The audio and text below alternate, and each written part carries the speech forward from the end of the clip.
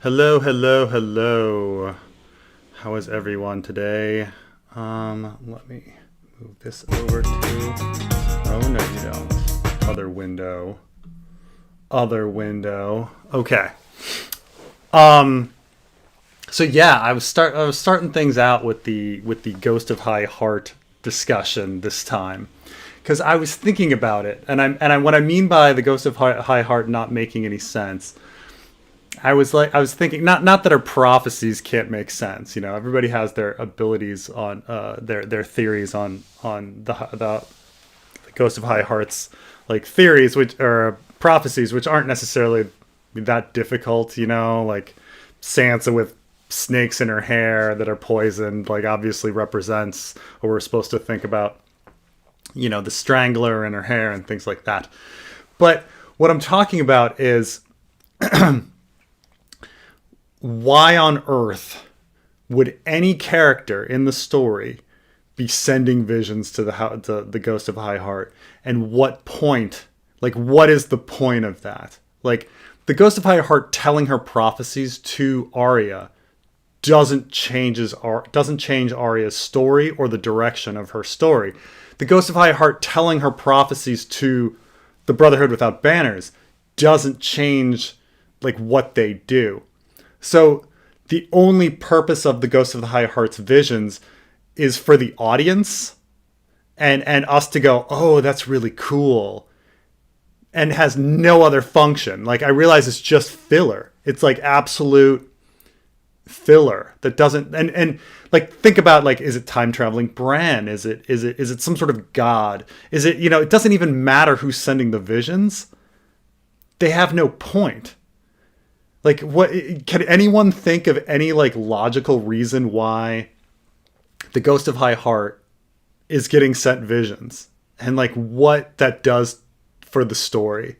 Like, the only thing that makes sense to me is that George is just shoving it in there so that we, the audience, can see those visions and go, this is all cool. This means this. This means this. But like, plot wise, like, it just doesn't do anything. Yeah, I mean, this is as Henry here says, Ghost of High Heart is just a device for foreshadowing, no greater significance than that. But that's the now, I did think about what Andrew James says here, that maybe the Ghost of High Heart is accidentally receiving the info, like she's tapping in. But then you have to say, okay, well, who's sending those visions? Is it time traveling Bran? Like, sending that, does that mean time traveling Bran or some other power? Doesn't necessarily have to be time traveling Bran, but he's the one like influencing people to kill Joffrey. He's the one influencing people to kill Balon or whatever you know, she's, you know, is she just intercepting them? And then it's somebody else that's actually directing everything. Because let's bring up her visions, because she's got two sets. She's got two sets. I don't want to say, but that means like all of those.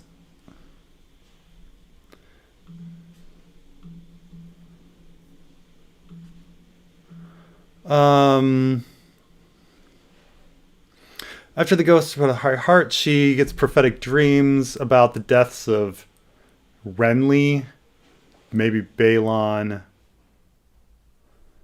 and the wording suggests that a faceless man is. It's amazing that someone wrote this ice and fire like thing and just like put in their interpretation. I mean, I'm looking at the wiki, but it's amazing that someone like put their interpretations in. Just like freaking like, don't. There's even though they're pretty obvious, like they're still like up for interpretation, and you could argue that it's something else. But the fact that like someone filled in the wiki that it's like her prophetic dreams are about Renly, Balon, like, that's, whoever wrote this is just shit. This is just shit. um, but now I got to go to the real text to to check it out. Let's see here. It's all an Arya. Is it serpent?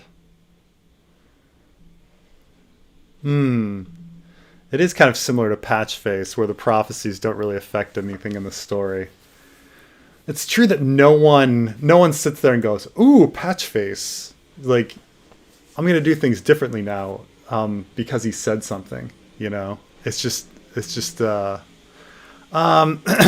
I dreamt of such clamor, I thought my head might burst. Drums and horns and pipes screams, but the saddest sound was little bells. Obviously, that's Red Wedding. I dreamt a maid at a feast with purple serpents in her hair, venom dripping from her fangs. Obviously, that's Sansa. And then I dreamt again, slaying a savage giant in a castle built of snow. That sounds like Sweet Robin knocking down the snow castle, even though and she turned her head sharply. "You cannot hide from me, child. Come closer." And then maybe a distorted Joan of Arc Hodor crossover. Well, she has to do something eventually, right? The Ghost of High Heart for it to be useful or something. Like, some character has to use the knowledge. But I dreamt a shadow with a burning heart butchering a golden stag. I dreamt a man without a face waiting on a bridge, swaying and swinging. On his shoulder was a drowned crow with seaweed from his wings. I dreamt a roaring river and a woman that was a fish. Dead she drifted, red tears on her cheeks. But when her eyes did open, oh, I awoke from terror. All this I dreamt and more.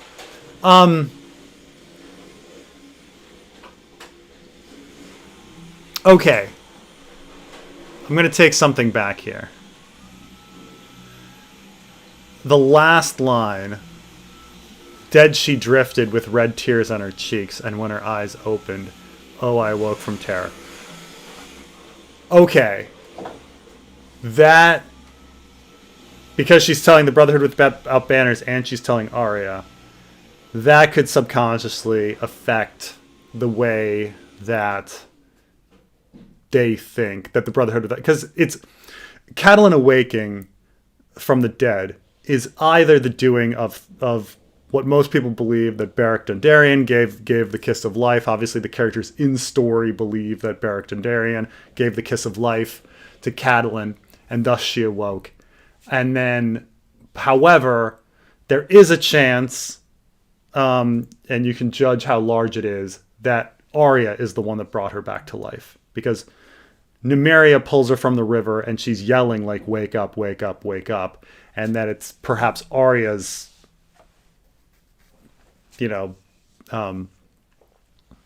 telepathy, and whatever telekinesis that animates her. Who knows? It's one of the two. But nonetheless, both of them are here. So I suppose talking it through, maybe they're giving these other ones to make them believe things are true, and then they'll see this one and they're like, "Oh, well, we've got to do what the Ghost of High Heart did or said. We're going to bring her to life." Because why on earth would Beric even know about resurrecting other people? Love these loose themes for the streams. Keep it up. All right, so now talking it through, maybe there's something that actually could do it. Who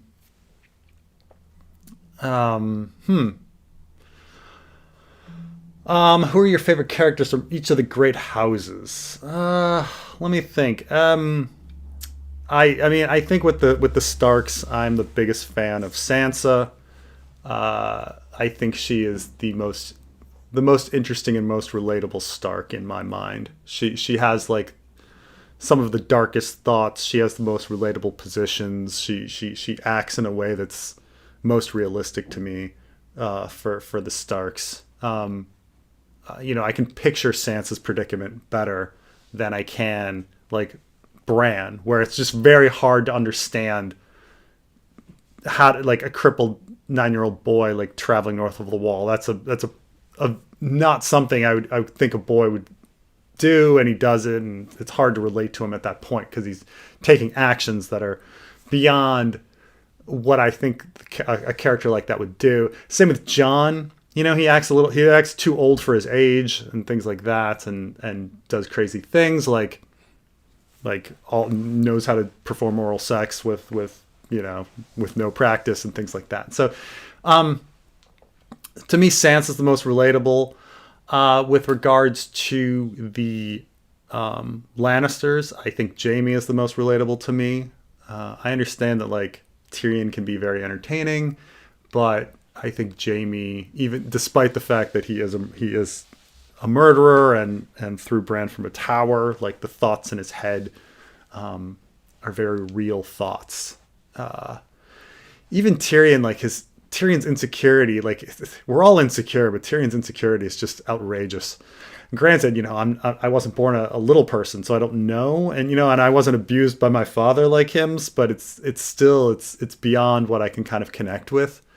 With the Dornish, I like Arianne. No, I like Quentin. I think it's a tie. It's a tie with them. With the Ironborn, I love Theon. I think Theon is probably my favorite character in the whole story. That point of view. And then with the Aarons, the only character is Sweet Robin, so you got to go with him. And then with the in the Riverlands, with the Tullys, I guess I feel a lot of sympathy for Lysa, and I guess with the Tyrells, I mean, we don't know anything about Willis, but I don't know what the Tyrells are. In the Stormlands, the only I guess Stannis is sympathetic weirdly, and then in the Riverlands, I mean in the Reach, I don't know. I guess I kind of like Mace Tyrell. Ghost of High Heart says that the first men came with fire in their fists, meaning they had dragons. Also look up Craggus Crab Raver. It's hilarious. Well, let's first look up Craggus Crab. Is this a meme that I haven't seen yet?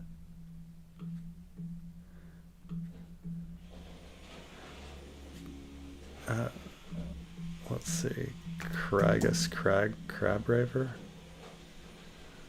Let me see here.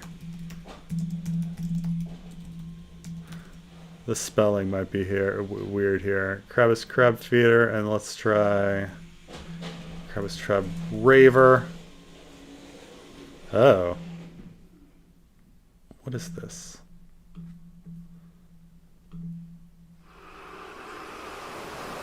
The crab and the king's fate. Use the stepstones by force and burn out this crab feeder.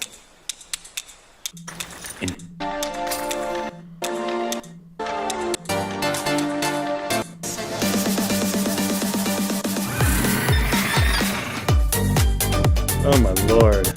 Okay. Alright, hold on a second, guys. Alright, hold on. I don't want to get, struck. So I've got to, if I'm going to show this, I've got to just show bits and pieces. Okay, when I say struck, I mean, if you show too much of somebody else's video or the music and things like that, you get, they flag your video.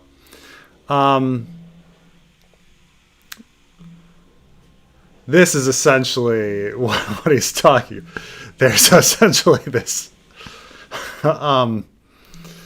Yeah, so I don't know if I can show more without getting copyright struck, but or whatever this is. So that's ridiculous. Well,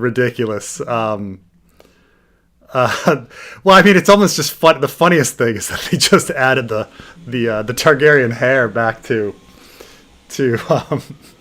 Matt Smith. The first men came with fire in their fists, means they had dragons.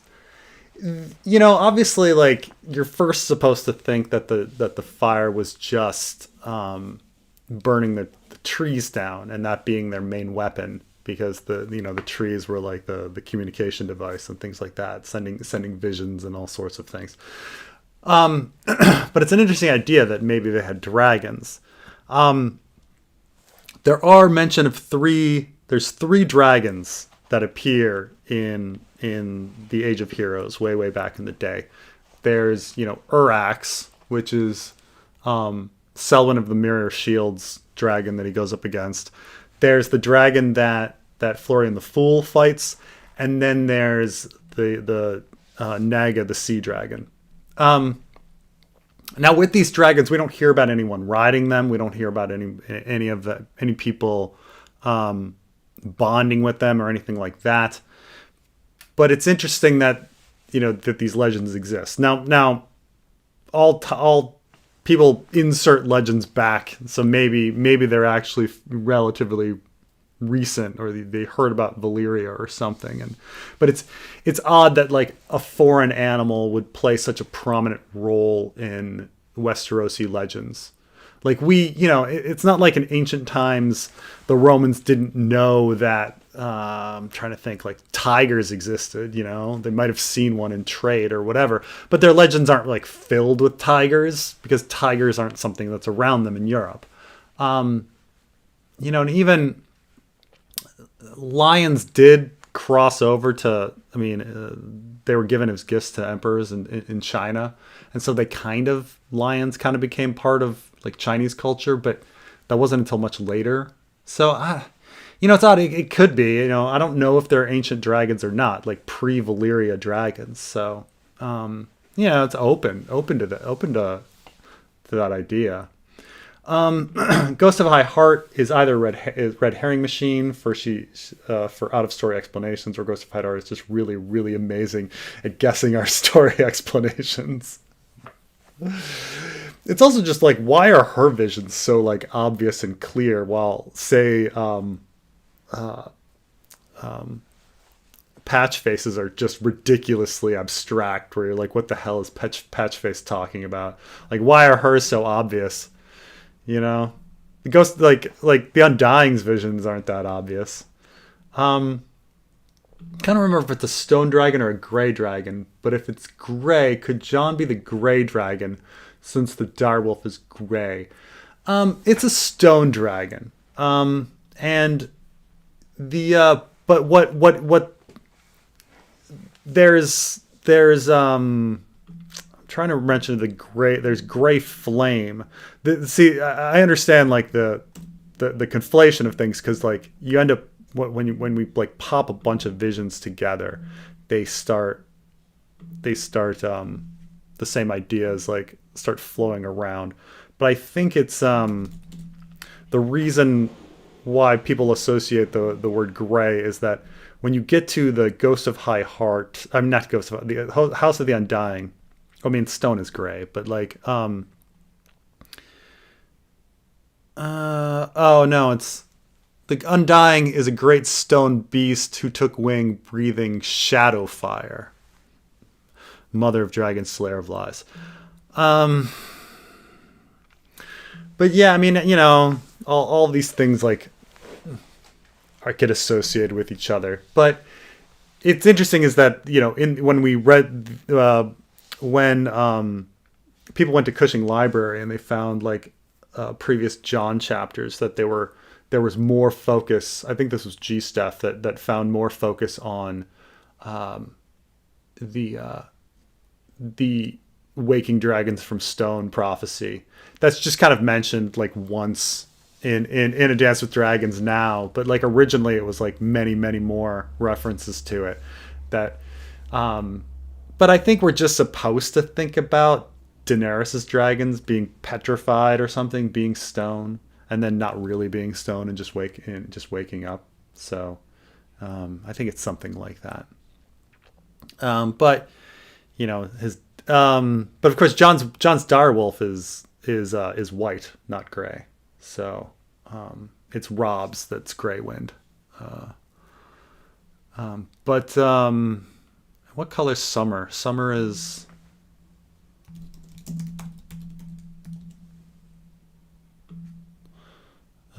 Summer's fur.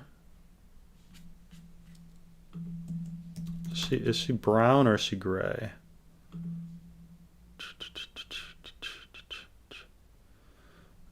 Silvery gray fur with yellow eyes.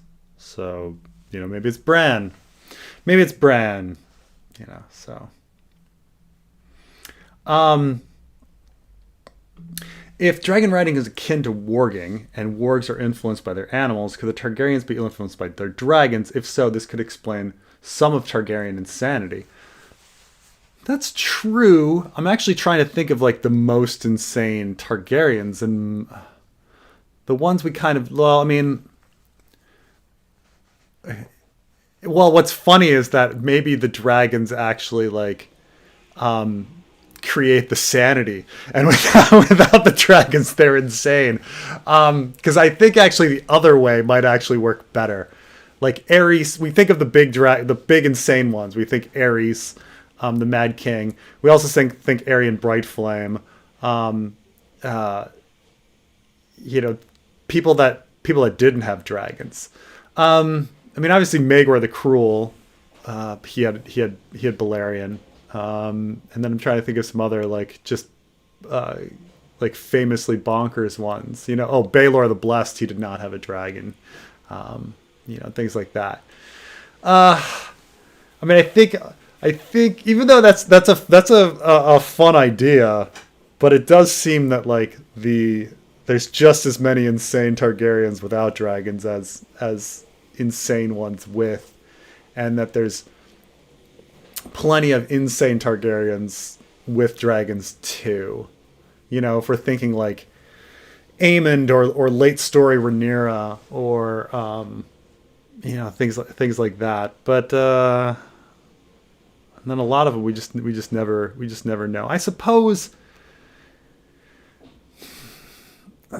one can always make arguments for how Maegor was not crazy, or how Rhaenyra was not crazy in late story, or something like that. That maybe it's the dragons making them insane. It's making them sane, and they just can't handle not having dragons. That's. But then how are we going to explain Daenerys?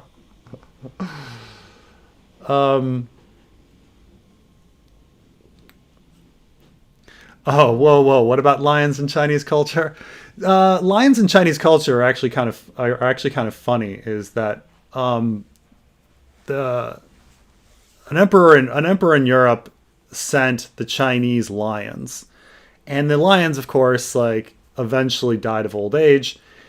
But the idea of lions, oh my gosh, we got these lions, and they didn't really know what they looked like. So in representations after that, they kind of just borrowed from the depictions of dragons, which is why Chinese lions kind of look like Chinese dragons now. But Chinese lions are very important now in you look at a Chinese lion now, it's just that doesn't look anything like a lion. So it looks more like a Chinese dragon. And the theory is that they just they didn't get the real ones anymore, and so, but Chinese lions are fairly significant in their culture. They're put as guardians in front of buildings. Usually the male has a sphere and the female has a cub underneath her paw. The story being that the female's nipple is actually in her hand, so that the cub can suckle and get his milk from the bottom of her hand, which is how you see the baby cub depicted. Silly, doesn't really make much sense, but that's always there. Let's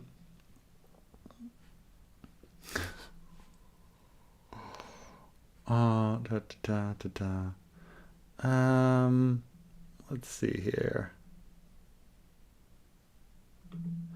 Why do you think Robert was still in the Vale when he was already Lord of Storm's End for years? Timing sounds off when Aerys calls for his ward So even then, Eddard was Lord of Winterfell. Well, both Ned and Robert were in the Vale at this time.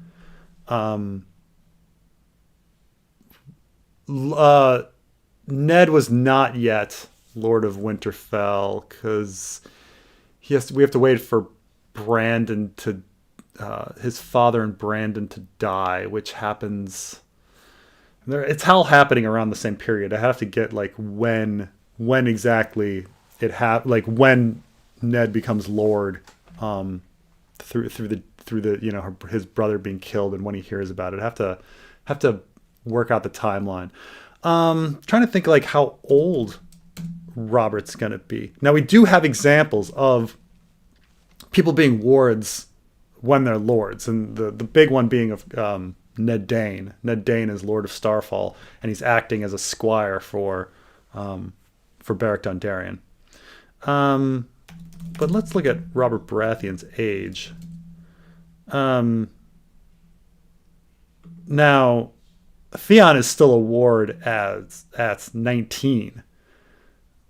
So you could be ward somewhat old. So let's see. He was born in 262 is the estimation. So in 283 he's going to be 21.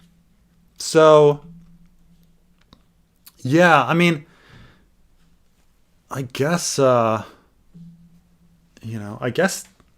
idea is that Jon Arryn and the Southern Ambition conspiracy people wanted Jon and Robert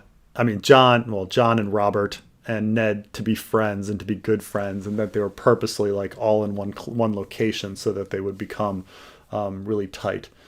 But it is a little late. I mean, he is 21 years old, and someone would be acting as Castellan back at Storm's End, probably.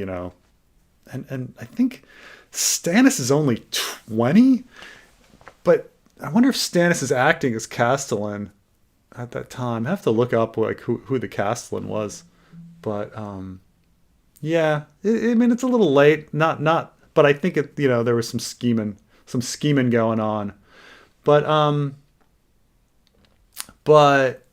considering he's not getting held there for any like threat reason, he's just being held there so that they can all become friends. Aerys would be really suspicious. Like he should be suspicious. Why are these full-grown men hanging out in the Vale together, away from their away from their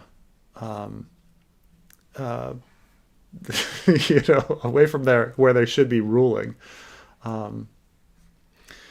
Hello from New Zealand, Preston and friends. Hello. I don't know if you're in Auckland or Wellington or where at. If Jon was still Lyanna's kid, but not Rhaegar, would Robert want the baby dead? I don't think Robert would want the baby dead at all. I think it's something that doesn't really make sense in the text. I mean, obviously this was fully used in. This was a famous fan theory for a long, long time, and it's used in the show. It's used in the show almost in a. Of course he would. Lyanna actually says like Robert will kill him. He will. We know he will. Like, there's never any like indication that Robert feels cruelty towards like children, later they're kind of like after the fact that that would kill somebody. Like, yes, there's this after the fact of Aegon's smashed brains or whatever that he says, I just see dead dragon spawn or whatever. But to actually like kill Lyanna's child, Ned's nephew, it just doesn't seem like something Robert would do. And Ned himself specifically says that he would never harm any of his kin. So certainly Ned could be wrong, but But Ned specifically thinks that Robert isn't that person, you know? And later on his deathbed, we find out that Robert is not that person. Like, he realized, you know, it took one yelling of Ned to be like, what are you doing? This is a child, for Robert to change his mind. Robert in the end was merciful and nice and wouldn't kill children. Like, that's what he, I mean, I guess, you know, he accidentally did send the assassin off, but I think there's a huge difference between killing a 14-year-old girl and killing a baby. So I think it's a screw up. I think it's a screw up if Ned is really like hiding the baby because he thinks like Robert would harm him. It's just a silly thing. And then then it's like, well, it doesn't matter what Ned thinks because she had the promise me Ned, you know, and you're like, okay, I guess, you know, but he says that those promises are broken. So I don't know. I think that George R. R. Martin, like, having been through the Promise Me and R plus L equals J and the war and all of this in the timeline, there's so many contradictions that cannot be reconciled. It's just and granted, a lot of it has to do with like the fans having analyzed this to death, but it just doesn't, like, none of it really squares. Like, characters are doing things complete contradiction to each other. Do you think King Robert is over romanticized? I think Robert is over romanticized on other things, like, but I think that I think with regards to like the children thing, like, we have like definitive proof, like, you know, his deathbed redemption is like definitive proof. And that's after like years and years of becoming a hard, broken person over time, you know, and it being an abstract 14-year-old girl across an ocean versus like a baby in front of him. Like, we have actual proof on like what Robert's character is. And like Robert's character is not that. Like, he's not a bad guy. Like, in that specific sense, like he's not cruel. He would not kill children.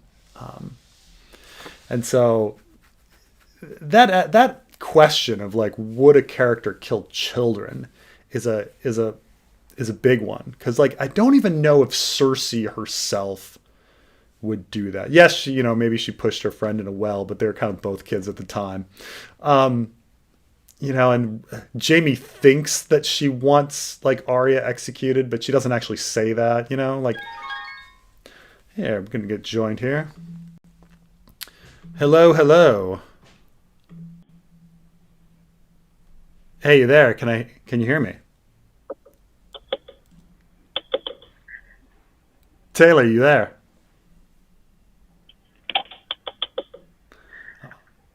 Can you hear me? Hey, how's it going? Taylor, I can hear you. How's it going? Shit, I need to change my audio settings because I can't hear you. Oh, okay. Let's see. Well, let's see. Try. Let's see. Try. Can you hear me? I can hear you fine. Maybe try a reboot or something, or call back. Maybe, I don't know. Give it a shot, or try calling back. See, maybe it'll work. Okay, hold on a second. Okay. Did I fix it? Okay.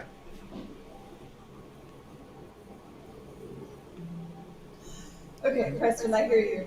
All right, sounds good. How you doing? Great. Hi. Let me. Taylor is one of the editors that's been helping do some of the sample chapters, and she's a big Ice and Fire fan. and she does incredible editing work. How did you become such a good writer? What happened? What happened? That's a funny question. Well, I mean, the answer is more funny. I had a dad who's, still have a dad who's very much a perfectionist, and has a master's degree, did a lot of writing, and he was such a grammar freak. He would correct me, even in just like normal conversations. It was really annoying, but it sort of primed me to always be hypercritical of language. That's one aspect of it. The other is I have a super obsessive, detail-oriented mind, and when I get into editing mode, it takes a lot of energy, and I'm just hyper-focused, and I kind of find patterns, and I see things that seem to not fit, or things that might be missing. And so for my job, I'm in a PhD program for neuroscience, and I do a lot of writing for that too.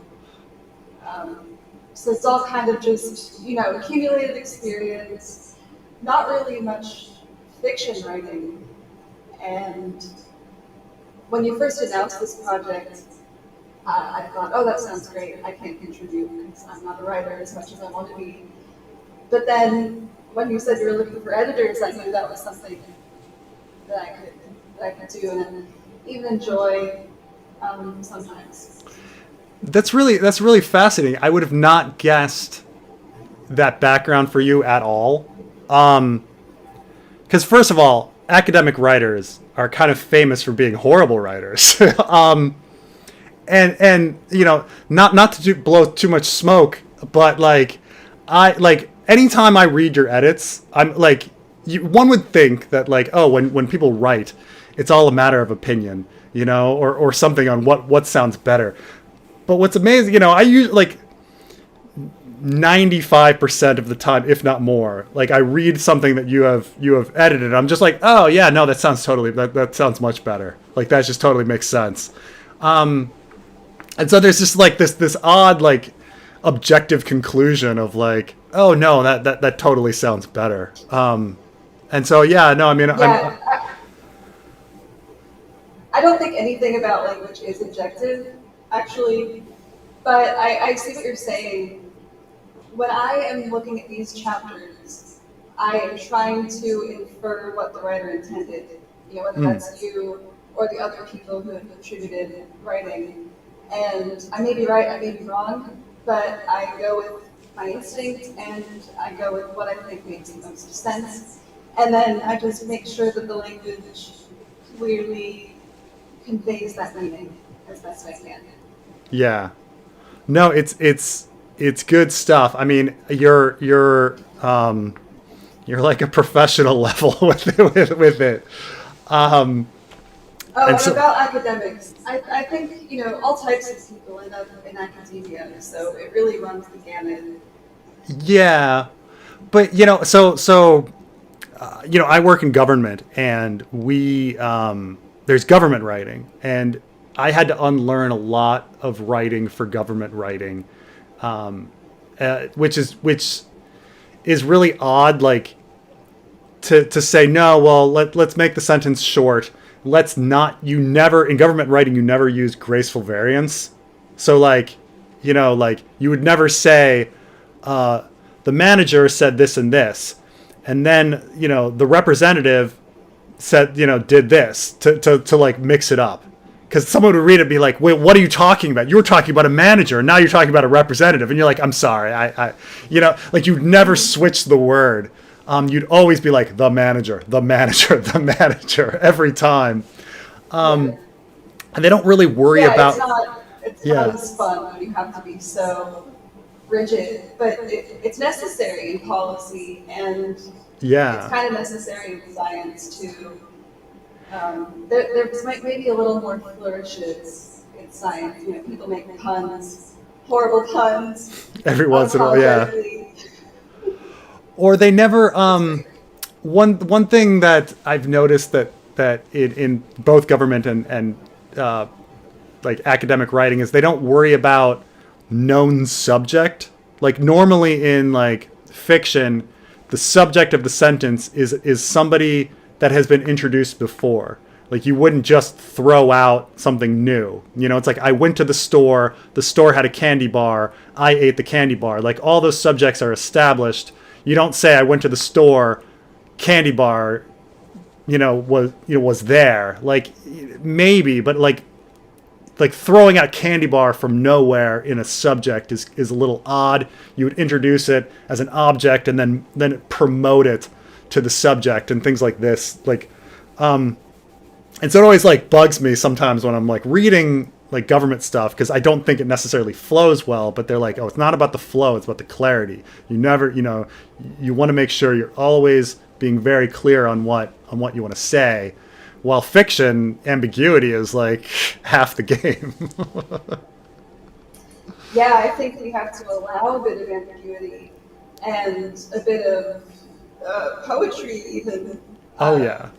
So I'm always trying to find a balance in these chapters between being concise and then also allowing more room for atmosphere, other poetry. Yeah, I actually wanted to ask you what you meant when you said you had to unlearn writing for government. So did you do a lot of writing before that too? When I was in middle school and high school, I did a lot of creative writing, and then I went off to college and I didn't do any of that. I studied economics and environmental studies, and I didn't think about it for a long time, actually writing. But I was editor of the literary magazine, my literary magazine in high school and things like that. So it's not that I wasn't focused on writing, but I never really thought about I guess I never really thought about how the sausage was made. I was just like jumping in and writing how I thought or writing how I talked, and it seemed to work on a high school level. But only now it's like I'm in my 40s, and like breaking down writing and like examining George R. Martin's words and like just slicing them on this like very precise level. Like, oh my God, like he does this weird thing, or like I've been doing a lot of thought about like using a comma and then a gerund, right? He looked at the man trying to figure out what was in his mind, and like George does that some, but not that too much. But I love doing that, and like these little things like that I've never like really, dived into like the really specifics of stuff like that. And it's I guess it's opened my eyes a lot to writing, but it's strange that like this has happened so late in life, that like I've been around writing, I've been writing my whole life, but this process has really kind of opened my eyes to writing, like how you guys do edits, how things are shifted around and changed, like really like breaking it down. It's I guess talking it through, I could understand like how a scientist could be into this too,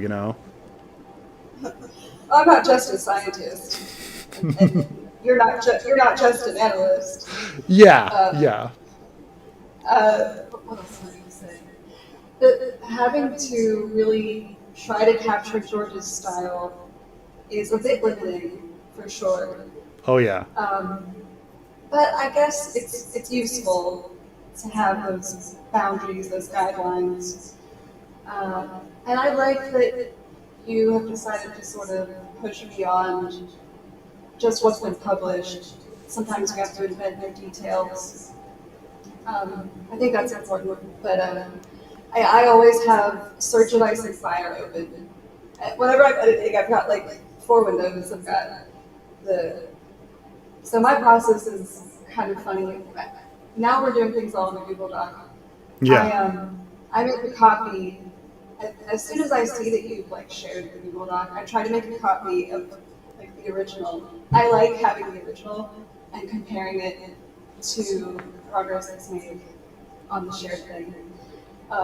So like sometimes I refer back to my original comments that I make.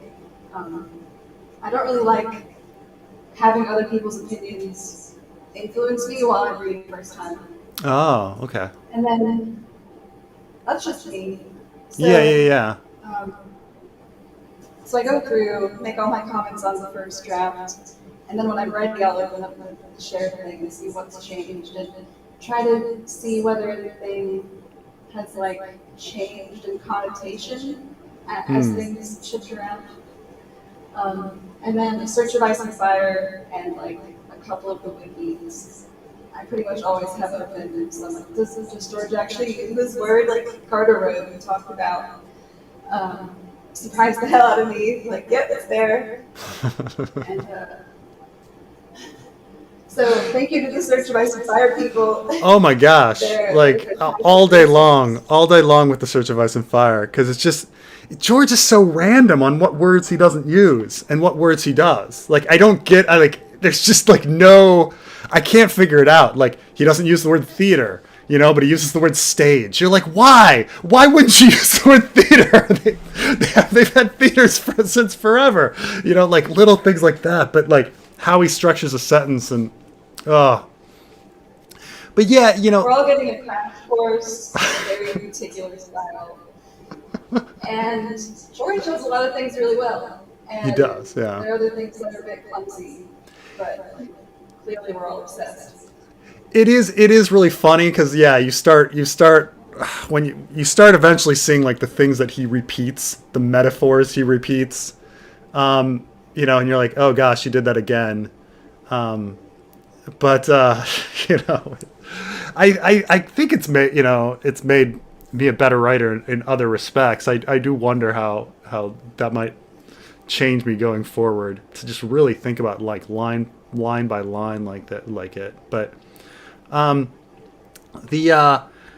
do think it's interesting that I mean, from where it starts in editing to where it ends, like a lot of the sentences, like nearly every sentence is changed, but usually not the general structure of the chapter. Like, there's usually not like a huge page moved somewhere else or things like that, which I guess I'm pretty happy about. I'm not sure if things would be better if huge structural changes like that could be made or not, or if like the order of things just kind of works from the beginning. It's hard to know. Yeah. One thing I was curious is, since we've changed how we do things, so we used to have like every editor would edit our own document and then send it to you. Now we all have this Google Doc. So Yeah. has that made things easier for you? Is it more complicated? Is it faster? Does it change the finished result, do you think? It's definitely slower. It's definitely more work. Really? Oh yeah. For me, but the product is I think it's superior, and so it's like I can't really say like that I'd want to go back, because it's just a better product now. Like I really think that like I do think that like the Daenerys chapter is a good chapter, but I think that it doesn't necessarily flow as well as the later things when I really think about like it just seems a little bit more clumsy than the later ones. Not that I don't think it still like sounds like George and would fit, or needs major revisions or anything like that, but I think the later ones are just like I didn't think I would like, for example, the Hotah chapters as much as I do, or like the John Con chapter or the Arion chapter as much as I do. Like the finished products for those are better than I could have imagined. And that's quite a compliment to you guys. Like sometimes I submit this like chapter and I'm like, okay, this is okay. I think this is pretty good. And then it's just, you know, it's once it's polished, I'm like, oh my gosh, this is so much better. Oh God. Like this. We're all getting more practice as individuals, and we're all getting more practice as a team. So like learning how to communicate with each other. Yeah. What the style is that, because like you and I have different styles, and they're both different from George. So it's all about learning how to best go forward. And yeah, I think the Danny chapter is probably kind of weak by comparison. Now that we had many other chapters, it was still really exciting, and I loved it. But then I agree. I think it's just the quality is going well, I think. Yeah, it's and funny. I have to just credit the writers, of course. I don't interact with them, but it's, I don't know how much of the writing comes from you versus other people, but I think it takes a lot of courage, for one thing, to write something and then send it to a stranger. Oh yeah, I absolutely. don't know what's going to happen with it. It's sometimes I wonder if a lot of the writers are discouraged because they don't think their submissions are like making it into the sausage, but sometimes they are, like, and they don't realize it because like the words they use and the ideas they have get changed and worked around, or they inspire something. Usually the process. People are. No, go ahead. Oh, I'm just saying, like, because like the process I have is like, okay, I'll read through the entries, and then I'll kind of say, okay, at the beginning of the chapter, like, who did a good job at like starting where we want, and then we kind of flow in, and then you kind of say, okay, the next step, like, who's got another piece, and different ideas are here and there. And then sometimes like an idea is really good, and I'm like, oh crap, we need a paragraph about this, or this needs to come in later, and then I have to write a paragraph, So I do. Yeah, I think the reality is some people are inevitably going to be disappointed, which I'm sure is frustrating for some writers. And Yeah. I actually experienced some of this frustration myself because this is a new process for me, and like I want to do things well. So I was really kind of insecure in the beginning. That's a natural part of my personality, to be insecure. And I wanted to have my suggestions coming up, and I realized that my attitude was just not working out for this project. So I thought about it, and I'm like, why am I doing this? It's not for I don't know, being famous. It's because I get creative fulfillment from it, and I need creative fulfillment in my life to be happy. And this is a great way for me to do it. It's funny because your suggestions are usually really, really great. I mean,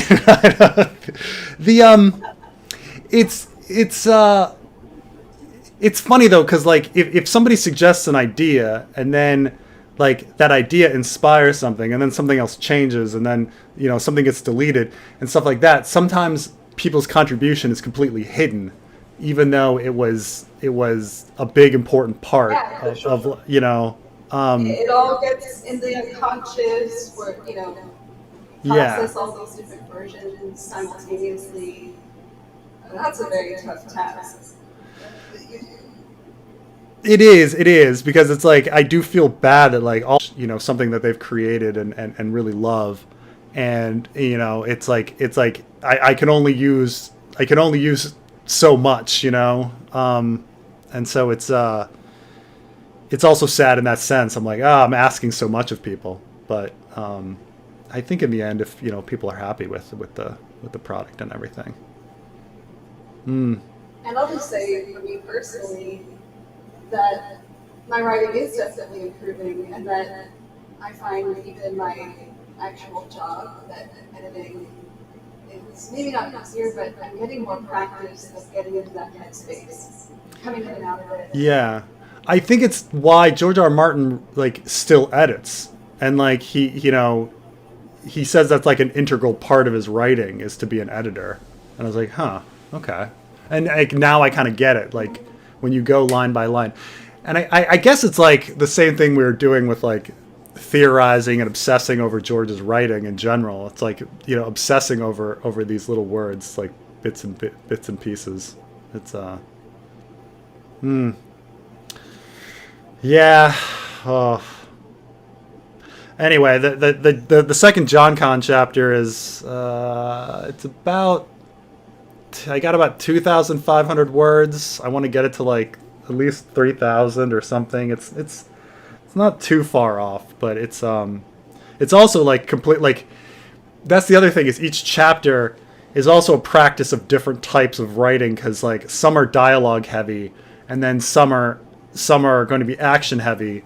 And so this one's going to be action heavy, which is a completely different writing style than, say, like the Hota chapters, which were so dialogue heavy, you know. And I don't know. Yeah, in an action scene, every second takes up so much page space. Oh my gosh, it's There's so much going on. Yeah, and mimicking George is tougher because George, you know, you know this as well as I do, that like George's writing style in A Game of Thrones is so different from his writing style in A Dance with Dragons, and how he like writes action changes quite a bit.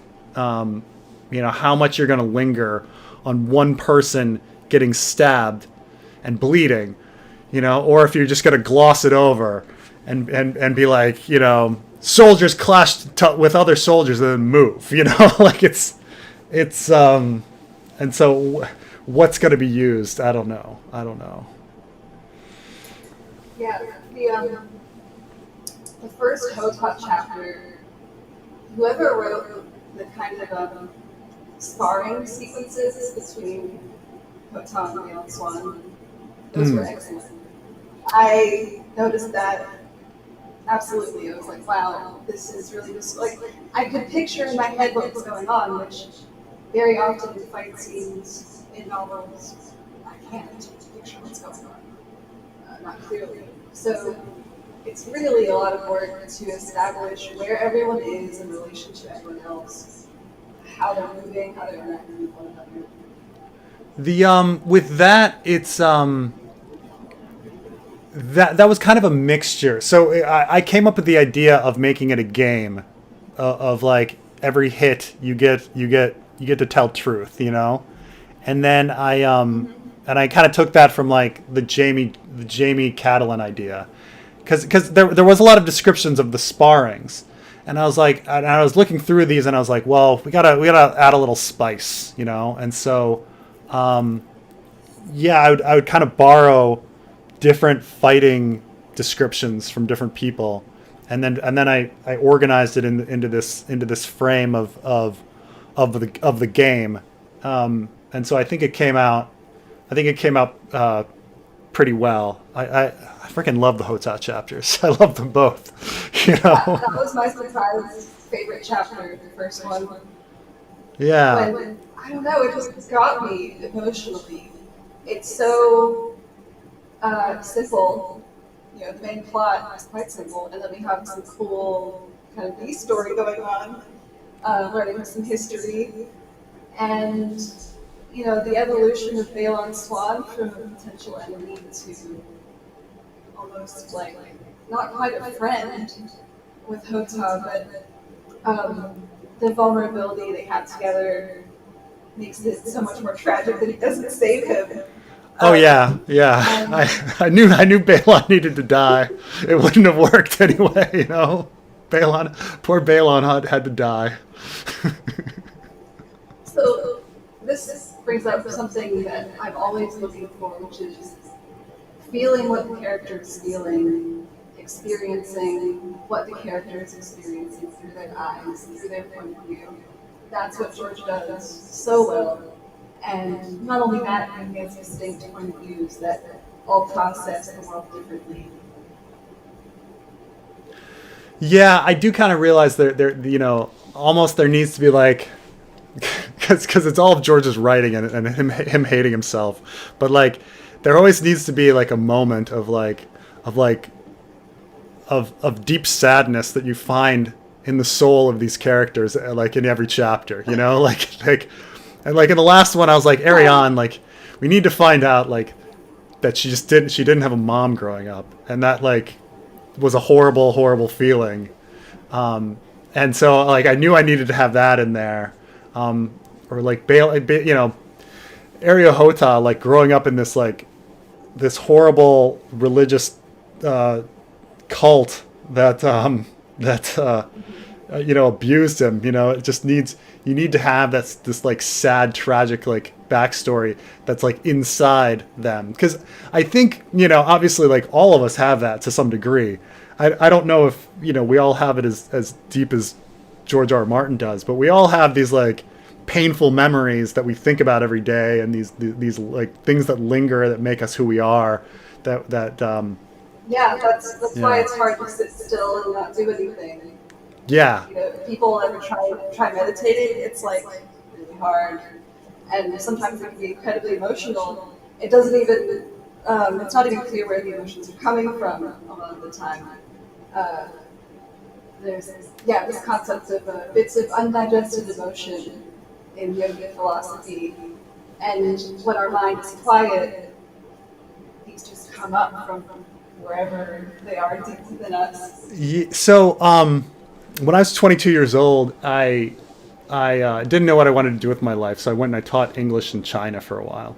And if anyone's ever done like something like that, or the Peace Corps, what people don't realize is how much time you spend by yourself thinking, because you can't communicate with anyone around you very well, and even if you can, like the conversations aren't great, so you just spend a lot of time like walking and thinking and walking, and it's just like this period of like spending so much time with your thoughts, like thinking about like the embarrassments you had when you were 12, you know, the romantic interest that like you screwed things up with when you were 16, you know, like all these little things just like keep coming back, and you're like, because you've got nothing else to think about but your own thoughts, and you're like trapped in like this like replaying your life, you know. And that's everybody. And you have to find a way to work through those feelings when they come up somehow, and that's the hard part, to not just like keep pushing them back down, but to, I don't know, laugh about it, cry about it. Yeah, and sometimes you feel like you've come to terms with them, and you're like, oh, I've come to terms with this memory, and then years later, like, nah, it comes back again. You're like, damn it. Well, the conscious and unconscious mind don't always agree. What are you studying in neuroscience? Nothing about consciousness.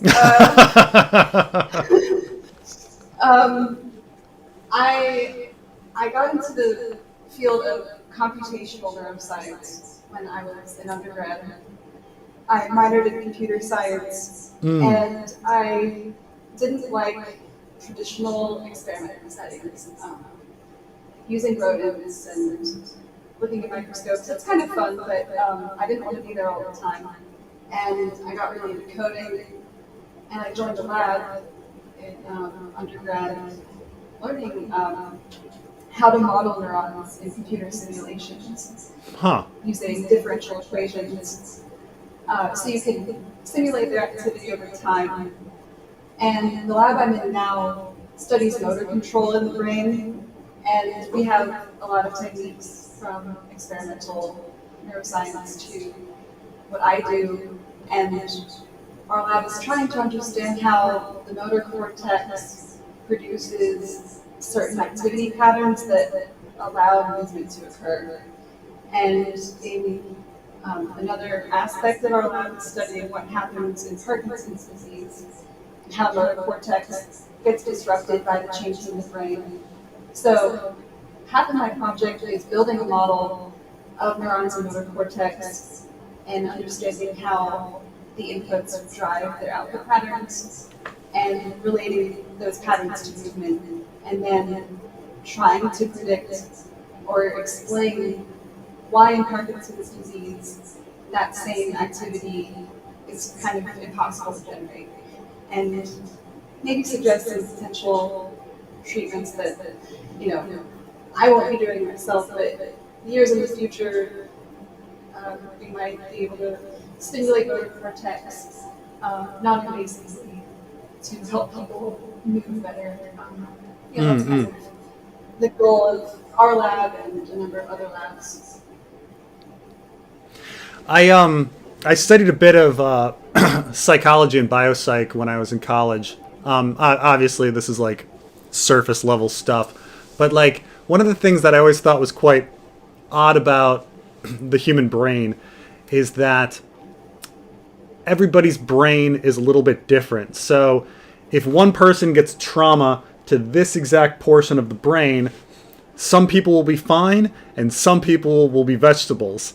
And you there's certain percentages of times where these sorts of things will happen.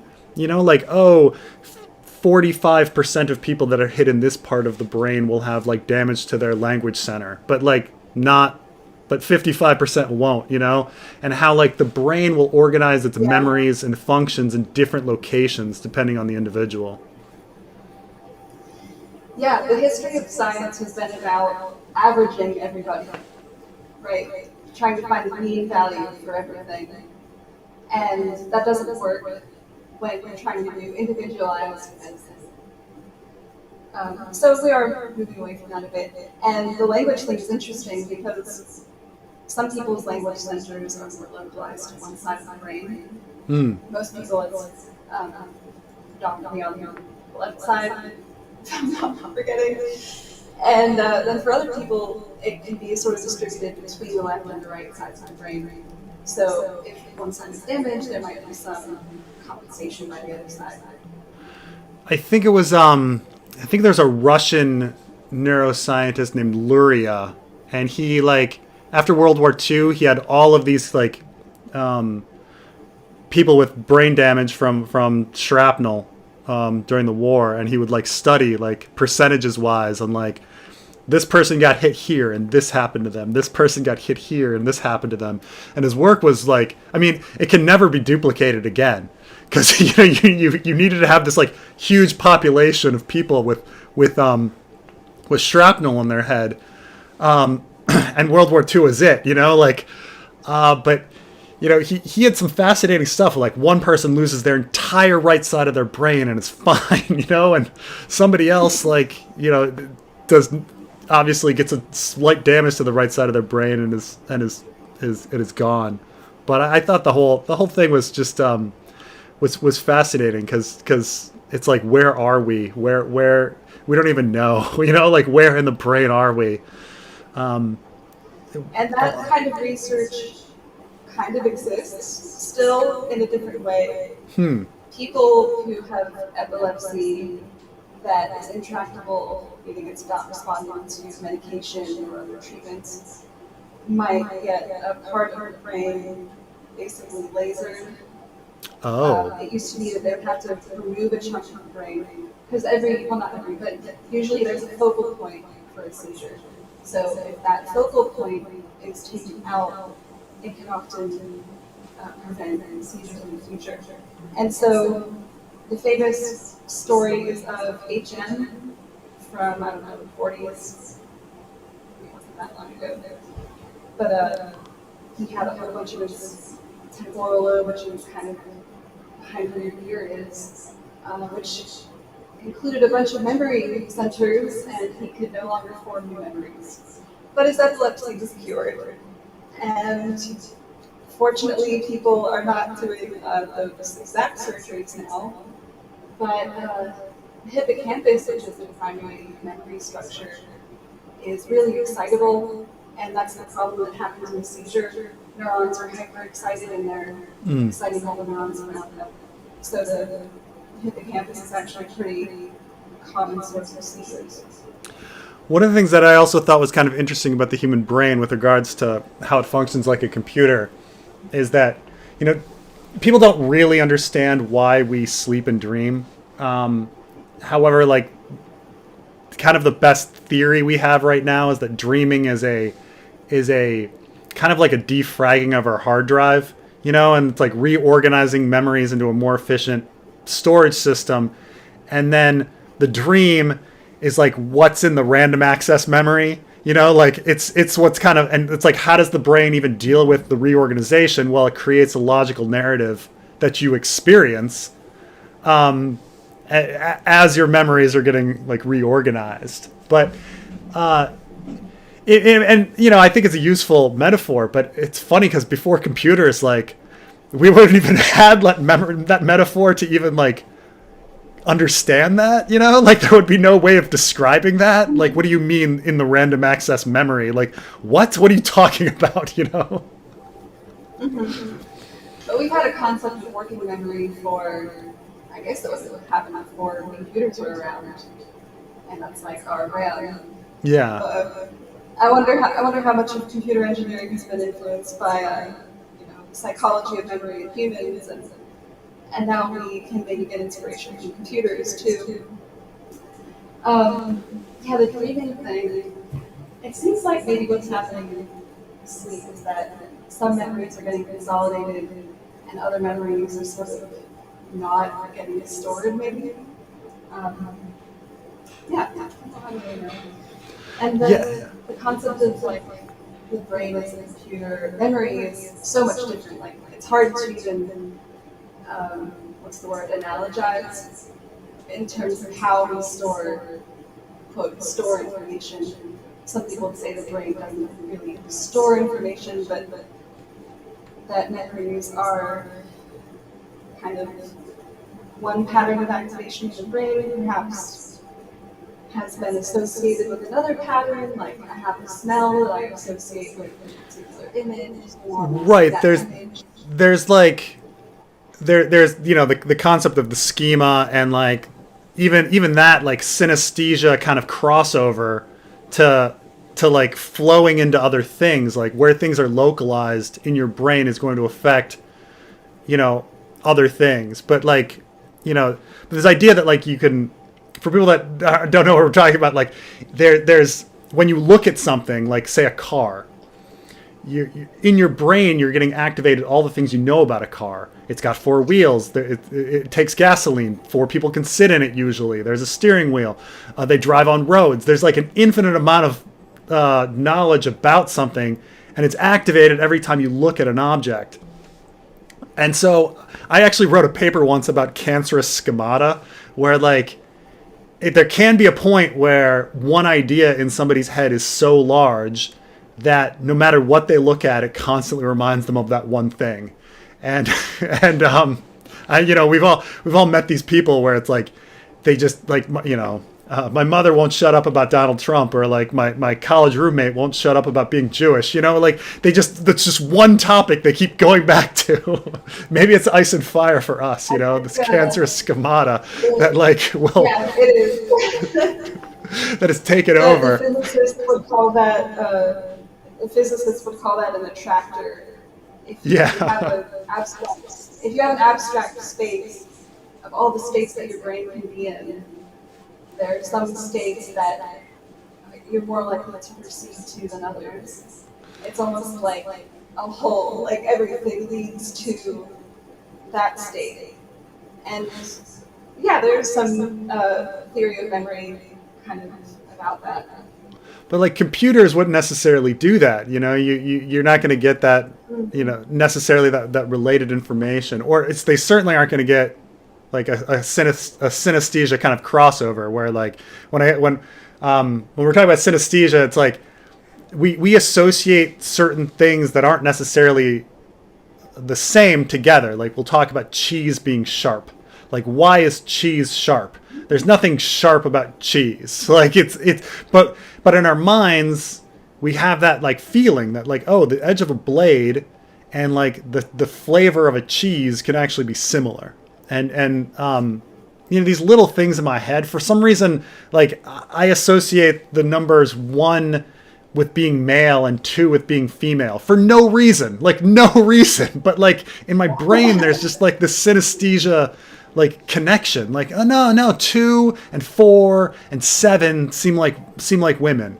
Like why? Like it's the same for letters of the alphabet, like no reason, but like you get these crossovers like that. And the computer would never have that. There would be none of that ideas of like, oh, my advice is soft, like what do you mean my advice is soft? Well, I guess we could train them to do it. They can train themselves to do it if we set them up to. I mean, you could have them mimic what human beings like associate those things to. I suppose, Yeah, so synesthesia for I have like some friends who had that. For people who don't know, it's when, generally speaking, when one sensory perception kind of leads into another that's usually not related. So I had a friend who would associate people's voices with different colors and different colors of tree bark. And then when people are on certain drugs, it could maybe even cause synesthesia temporarily, because I would guess what's happening is that parts of the brain that don't normally communicate are now perhaps uninhibited or changed in some way, that now these neurons are activating in different patterns. And that's my best guess. Well, they do say that synesthesia is something like 8 times more prevalent in artists. So that there's something about like the crossover and bleeding that lends itself to metaphorical thinking and like representation and things like that. It's not having those boundaries in your brain definitely generates a lot of unique ideas. It's fun. I saw a video. I think it was aliens describe something. It was this like sketch where like an alien like describes a human function, and he's talking about cinema, and he's like, and colors are often used as metaphor because what else are colors for? And it's funny because I'm like, oh my god, like, and then all of a sudden I started thinking about like colors, and I'm like, it's. I mean, okay, in like early man, we could use colors to associate like what is poisonous and like what is edible and things like that. But it is true that like all we use colors for is metaphor, and it's almost trite to like why is red angry, like because blood rushes to somebody's face, or why does red mean stop, like, and it gets to the point where like when people are analyzing like colors in literature, like, well, what else would colors be for than for metaphor and for some sort of artist's like description of something? I guess colors have no function other than that. Well, if I'm going to be the annoying contrarian, I'd say, some colors reflect sunlight. That's pretty useful. Oh, that's true. Like solar panels and such like that, keeping us warm. There can be some very utilitarian uses to colors, I suppose. I think they know attraction and advertising. We're attracted to red and yellows. Calming colors, things like that can psychologically affect us. Yeah.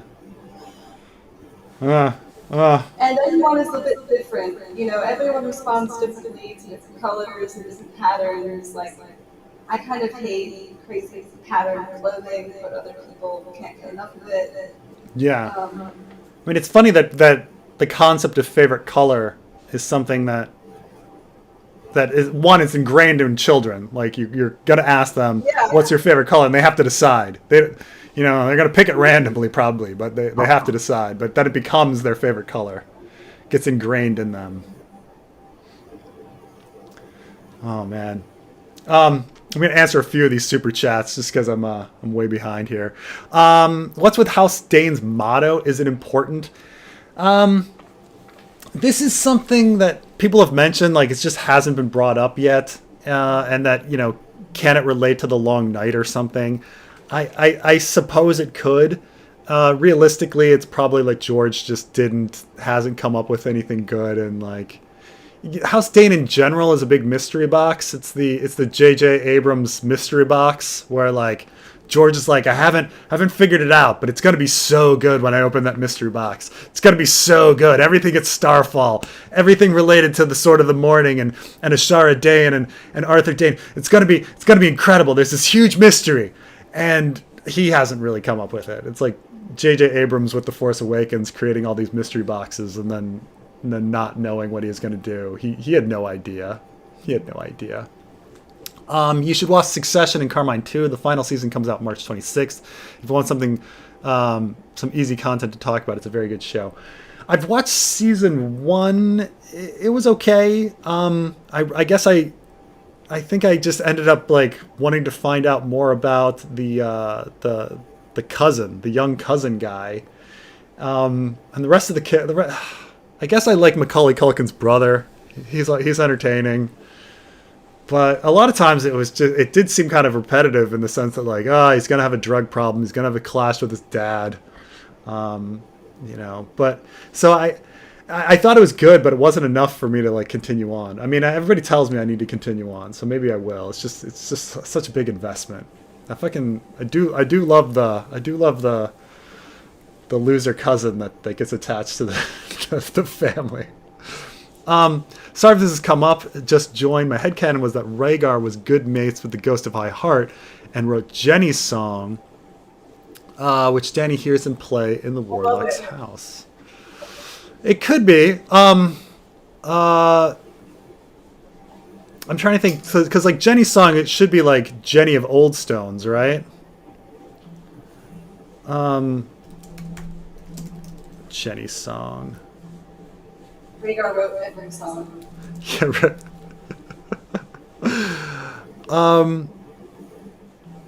Jenny's song was always requested by the Ghost of High Heart as payment in exchange. That maybe Rhaegar maybe because the Ghost of High Heart brought Jenny of. I mean, it's Jenny it's the Ghost of High Heart's daughter, right? Like she brought Jenny of Old Stones to court for Duncan the Small to fall in love with, and something bad happened. But yeah, I suppose it could be. I guess there's nothing to prevent it from being Rhaegar's song. It has to be somehow get famous within a relatively short period of time. That everyone would know it. Jenny of Old Stones with flowers in her hair. Famous writers. What's that? Is anyone ever credited in the story? For writing songs? Bards, yeah. Kind of surprises me that there wouldn't be, but... Yeah, you're kind of right. Like even. Well, I mean, we have singers. I don't know. Yeah, I guess Marillion. Does he write songs? Well, we have all these famous singers who are sometimes world renowned, but at the same time, like nobody's ever like this song by this bard. I haven't seen that. I guess they write their own songs, unless it's a famous one. But we kind of hear a lot of the songs again. I mean, like when Marillion plays all of his sad songs, it's as if like Sansa knows all the titles, and so it's like I think she's heard them before, like that Marillion didn't necessarily write any of them. But does Danny hear him at the Warlock's house? Huh. I guess it could be. Could be. Because Danny, the Song of Ice and Fire, which I guess she does say that Rhaegar writes songs. Elia says that Rhaegar writes songs, so he could have written something. Could be. Maybe it'll make it into the fanfic at some point. Rereading Agot, Miriam Ozdor knows Marwyn. That's wild. Completely missed that the first time around. What's her deal? So in way back in the day with like my first kind of theory, or my first couple theories, I had like the original Dornish master plan, and I mentioned that that Marwyn was the trainer of Miri Mazdur, and that somehow Miri Mazdur would be like in on some sort of master plan to like awaken dragons and bring them back, and that was her like main mission. And so that could be like something that's going on. I'm not sure if George R. R. Martin necessarily knows. Clearly, though, Marwyn was going to be a character from the beginning. But this idea that like the hatching of the dragons was something that like Miri Mazdur brought about through some sort of like spell or something. And so, you know, there could be some aspect to that. Like Miri Mazdur is a shady character. Like, why does she actually like get attached to Dany's like party? Is she really guilty of killing Khal Drogo? Would Khal Drogo have died anyway? Dany doesn't even follow Miri Mazdur's advice. It's a lot. There's a lot of ambiguity with regards to Miri Mazdur, and you can like reread her story and try to think of it from Miri Mazdur's point of view. And she's not actually like, you know, even though she seems to confess at the end, she could just be being like indignant and difficult because she gives advice and then Dany doesn't follow it, and then Drogo dies, and you're like, well, how is she to blame? But you know, there's arguments to be made that she knew about the dragon eggs and was intercepting Dany and was trying to bring about the hatching. Though I think you could make an argument the other way too, that Miri Mazdur didn't know, and that something else went on. So, do you think Dany's going to hate Marwyn if she ever meets him, just by association? It's a really good point. Is that if she's going to remember that? She mentioned that she was like, she knew Marwyn. Hello, Carmine. How's it going?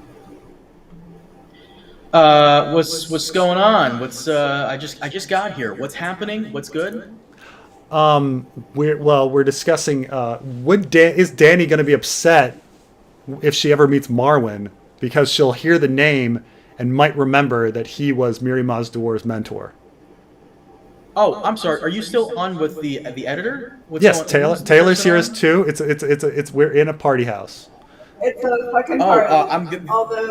Then I'm going to back out. I just want to let you know that, Taylor, nice to meet you. I just want to let you know that don't listen to chat. They keep saying your mic is terrible and it's echoing. It's actually not. It's very good. So don't listen to chat. They don't know what they're talking about. I was gonna have Trey come on because he's finally free. So are you gonna have time later for Trey to hop on, Preston? Sure. Sweet. Just message me. What's that, Taylor? What'd she say, Preston? Yeah. I clearly need to leave. It's getting late here. I did that anyway. People do whatever they want to do. I will thank you for coming on, though, Taylor. This was really fun and fantastic. You're welcome back anytime. All right. Cool. All right. All right. Take care. Bye. All right, Carmine, you offer. Are you still here?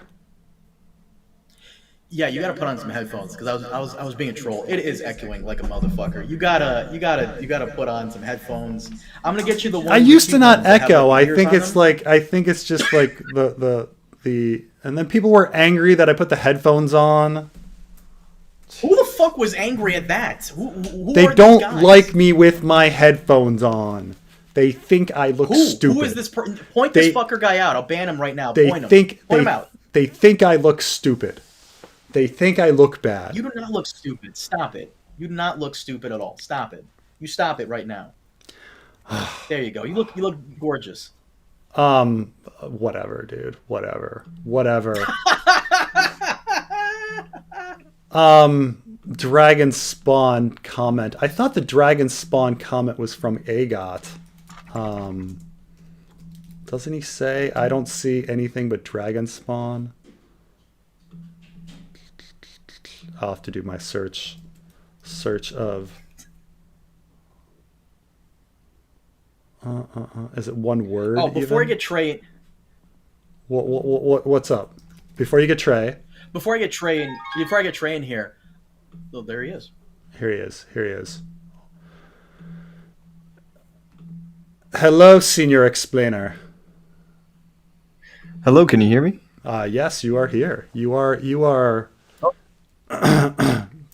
on with you're here with Joe Rogan in the house.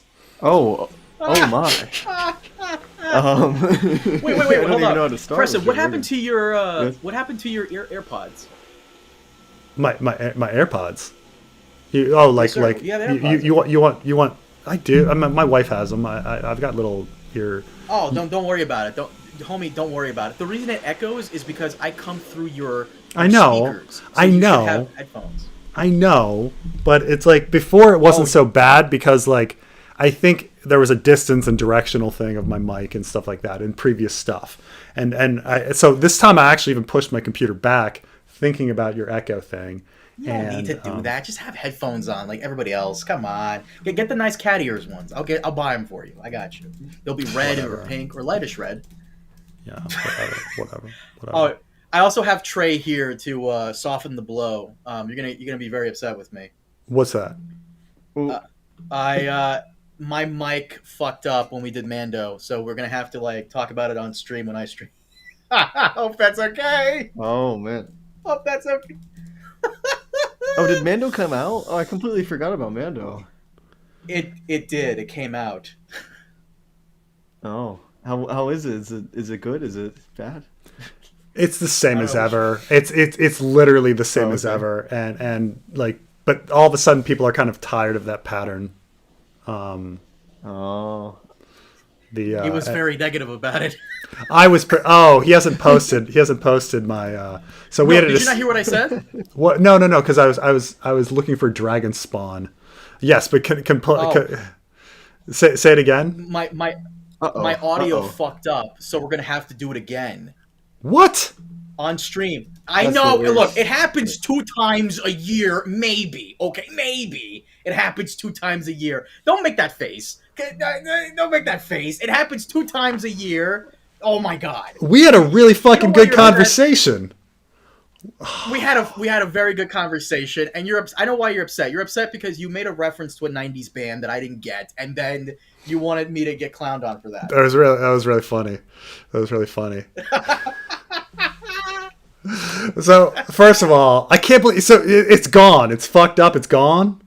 No, it's not gone. It's just my audio is messed up. I could probably get a guy that I know to like clean it up, but he's a pain in the ass, and he always wants to talk to me for 5 hours. I can probably suffer through that, but let me try and put it out. Don't do that. This rarely happens, and you know this. I'm always on point. Is it like what happened to me? fucking guy. Is it like what happened to me that one time? Oh right, but Yes. it's probably, I but screwed up that one. like Carmine like doesn't care if it's somebody else. If it's himself, he'll be like, Because I guess they're gonna be targeting Stop it. him. I guess the complaints. Dragon Spawn is from Eddard 2. He says, "I see no babes, only dragon spawn," which was what he used. He said after Aegon, the baby Aegon, gets his head smashed in, and then he uses the term dragon spawn again in the modern sense. He says the child will spread her legs and start breeding more dragon spawn. And then he says dragon spawn Ned says later. Robert, he keeps using this term dragon spawn. Oh, weird. And then he says about Danny, "Will not counsel me do nothing until this dragon spawn has landed on the army of his army on my shores." And then he's the only dude that uses the term dragon spawn. I mean, Ned quotes him later, but man, dragon Ever in spawn, like the entire series? whole series. Robert coins this term dragon spawn.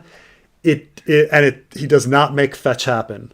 Like it does not spread. It's like the opposite of speaking words of- are wind. Like it doesn't catch on. It doesn't catch on. Speaking of making fetch happen, Preston, tell Trey that thing you told me about him using Twitter too much. What's that thing you were telling me? Oh, I was like, the other day I was like, Trey loves his Twitter. That Twitter doesn't make him any money though. He needs to make some videos. True. It is true. This is 100% true. I deserve this. I really do. It is one of my main distractions. Twitter is. Yeah. And you're right that it makes me no money. It just gives me like attention, clout, I'm so whatever. I'm so behind in these super chats. It's like all this stuff about like loving Taylor here. You know, welcome Taylor. This is so more real quick, more love for Taylor. Loki has more love for Taylor. Oh my gosh, so many. Let me apologize to Miss Taylor. It's a woman, right? That's Yes, a unisex yes. name, so I don't know if it's a man or a woman. Let me apologize to Miss Taylor. I didn't mean to kick her off. I was like gonna come on and like troll and fuck off because people were complaining that her mic was echoing. But you're saying it was really my fault. It was not her fault. It was my fault. It was both of your faults. It was both of your no. faults. You need to put on headphones, and she has a microphone from 1987. So it's really a shared blame. Oh my god. Well, I mean, she's not a streamer. She's a PhD student. I know. Me too. And I still have a setup streamers. Really, your Is that for real, PhD, Carmine? Whoa. PhD in eating calzones. What? Oh, this fucking guy. Oh my god. This happened one time, and he never gets off this. This is like a one-time thing that happened. So we did this awesome Mandalorian like fucking breakdown where Oh my fucking God, this I am salty and have like so much anger and it and at one point Carmine is talking about some character named Ezra. Is this from Last of Us season 2? Where's Ezra from? He's from Star Wars. Ezra's Star like Wars that's like Rebels. Clone Wars or something. Rebels. I don't Star fucking Wars watch. I don't watch. I haven't seen the cartoons. Anyway, so he mentions Ezra, I've and then he mentions, never even watched it. and then he mentions this other character that after Ezra, and I'm like, oh, that character is better than Sabine. I was like, is Sabine better than Ezra? And crickets, like he doesn't fucking Carmine completely over his head. The better than Ezra reference. And he's like, what do you... First off, no one knows that band. And for anyone that in the I comment would have section is not going to have go, known that I know that band. Thank you. Fucking thank you. No one knows that band. Only people born in like the 80s and 70s know it. I was born in 91. This fucking guy, nobody in the comment section is going to know it. And Dude, I was born in 77. I know who Abraham fucking Lincoln is, okay? Like, fucking, like... Better than Ezra is not Abraham Lincoln. They're not the Abraham Lincoln of bands. That's not a fair comparison. Are you crazy? fucking better than Ezra and Abraham Lincoln are fucking on the same level. Oh my god, this guy. This fucking guy. I know for a fact there's going to be someone in the comment section going, I know them, and I was born in 2001. Fuck you. No, you don't. You're just doing a thing. I'm sorry, Trey. I love you. What is their most famous song? I don't even know this. There's only one. But it's good a living with you. Wow. But it's good. Oh, wow, no, wow. Doesn't ring a bell at all with either of you guys. I totally sitting around the Hey, house. I told you right here. Joseph Rizzo, born 92. I got the joke. No, you didn't. Fuck you. You didn't get shit. You know for a fact that you had to Google that. This fucking guy. I'm sorry, Trey. Hello, how are you? How you doing, buddy? What's going on? Hey, I'm doing all right. Scare Band equals Abraham Lincoln.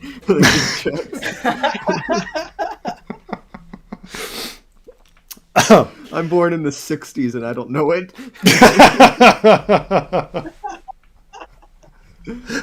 Who's Abraham fucking Lincoln? I don't know. Fucking. Oh God, they're whatever. Great one-hit wonder. Okay, everybody loves the one-hit wonder better than Ezra. I mean, Is it like By the way, Goodbye I'm not Horses? angry. It's very ridiculous. it's not like I mentioned like Tripping Daisy or something. And I'm gonna shout out to Tripping Daisy and like who also had a fucking great one-hit wonder in the '90s, but better than Ezra was like everywhere. And anyone ever make "How's the weather up there" jokes to you? All the time.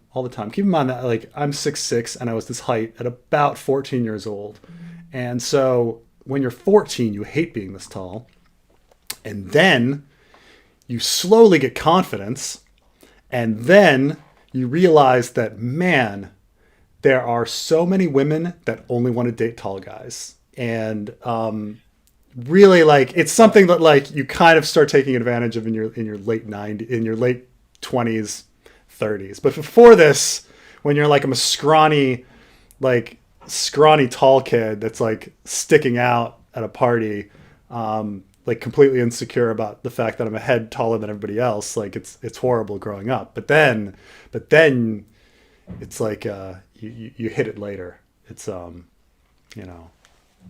that's Preston is making these bands up. That's what I thought initially. I'm not making Trip and Daisy. No, I'm not making that. I mean, got it. Fucking yes, I know. You being tall is like awesome. Honestly, you don't need to be 6'7". Give me a couple inches off the top. Let me have some of that. Yeah, come on. I'll give you a couple inches. Oh, why gotta do that? Oh. The smirk. Anyways, Trey, I'm so sorry. Like, Trey, I'm so sorry. No, it's so crazy over here. It's been a minute. How have you been? When's the next video? When can we expect that? Next video, I have it down for Thursday. What? I got it. You heard it here. Is that nuts? You heard it here. Thursday. It's fucking Thursday. Bonkers. It's gonna be nothing but horses and chainmail. Horses and fucking chainmail is. Oh no, Preston saw that? You saw that? Oh my god! I follow you on Twitter. I see. I know. You know, I see all the crazy stuff. The people that are reconstructing your face based on all of the partials that you've posted. Yeah. You've seen those pictures? I've seen those terrifying pictures. Yeah, I know, those right? The people are almost piecing together like what you look like. Just a little quarter left. That is nutty. I do have some nutty friends. By the way, has actually like writing changed your opinion about how fantasy authors write horses? Yeah, no, it definitely has. Major thing. Like, I can kind of tell that George doesn't know that much about horses. Oh yeah, I've kind of found out. He has horses jump into situations that horses would definitely shy away from. I don't care if you're a trained battle horse. You are not running straight into a spear. You are not running into fire. Like that kind of stuff. Like, I'm like, no, that's not happening. Even just steering them and stuff, like maneuvering horses, like he doesn't really seem to get. Like just uses like he put his spurs in or something like that. Yeah, you kind of very rarely do that. You just kind of squeeze your horse or lightly tap him. You don't need to freaking, if you go straight spurs, like you don't need to immediately go to a gallop. Sprint. Like right. Yeah, he or I think he uses the speeds a little off, like, canter and gallop. He's not quite, there, but it's fine. What else? He has a lot of characters ride horses that really probably couldn't ride horses ever. I know he has like excuses for why Tyrion can, like he has a special saddle. Yeah. Even so, it'd be pretty tough. It'd be tough. Just like, though I have to say, I used to go riding a bit in Egypt. Because it was super cheap. And I remember being taken out once, and like the guy had his like 6 or 7-year-old daughter, and she was incredible on the horse, but she was just like hopping up. Like she was just like hopping, boom, boom, boom, like the whole time. Didn't really have her legs in stirrups or anything. But then again, I don't know. Doesn't seem like Tyrion would be able to really manage though. I'm trying to still figure out how Tyrion can even ride. Like, I don't know how he can like. I guess he doesn't go into much detail on how. Yeah, like he needs somebody to literally like pick him up and put him on there all the time. Yeah, every time. And then like I just don't know how. Like I'm assuming maybe he uses like audio cues. I have no clue. I'm like trying to figure this out. How Tyrion does this, but I'm assuming George really hasn't thought about it either. He also has a lot of the horses like walking backwards and stuff and sideways, where I'm like. I know that I've seen trick horses do that, like, where you just make your horse walk sideways, but I don't think that many people would be trained in doing that with a horse. It's hard to have a horse like cross their legs like that. It's like one of the hardest things you can make a horse do. Yeah. Yeah, and I'm like a beginner, so I don't know even that much, but I'm assuming I know a little bit more than George. Do you think George, when George says the like Wyman Manderley like too fat to sit a horse, do you think he's saying that about himself? Yeah. That's Oh, me. all Maybe the that's all the me. fat jokes and stuff. He digs at himself. They're definitely digs at himself. I mean, the fact that like Craster looks like like exactly like George, and he's this like incestuous, horrible monster. Like that's totally George like making like a joke about himself. Like if you look at like the description of Craster, it is a exact description of George R. R. Martin, and things like that. But yeah, he's definitely doing that with Wyman Manderley. Quentin Martell is also like when he's talking about Quentin Martell being like this awkward, ugly kid. He then does a description, and it's exactly George R. R. Martin as a young boy. Like his head's too big, his nose too flat. Like, it's he does it a lot. He's very self-loathing, but yeah, he's definitely. Though you have to be really fat to not be able to sit a. Whenever I read A Song of Ice and Fire, I like try to have like a ranking of who's like the fattest character, because there's like several fat characters. Like there's Illyrio, there's Wyman Manderley, there's who's the Yunkai guy? Yezin. Yellow Whale. Yeah, Yezin. Yezin, like there's like a gradient. Like each one like gets fatter over the course of the books, which is like and it's relatively improbable. Like, today, because we have such like a sedentary lifestyle where people can get into cars and like they don't need to leave their house and like everything happens, and like we have heating and air conditioning and foods that have just an incredible amount of calories in them. Food back then just didn't have the calories. Like it's just really, really difficult to get that many calories into your system. And so it's hard to believe that someone would be that obese, even being a lord, in that time, like I don't know, but he somehow does it. He somehow does it. What can make a flawed sinner akin to real life Theon redeemable? Most importantly, in my American History primary source document says the letter from Birmingham jail and Constitution and BOR favorite movie you watched in 2022. Jeez, is a lot of things at once.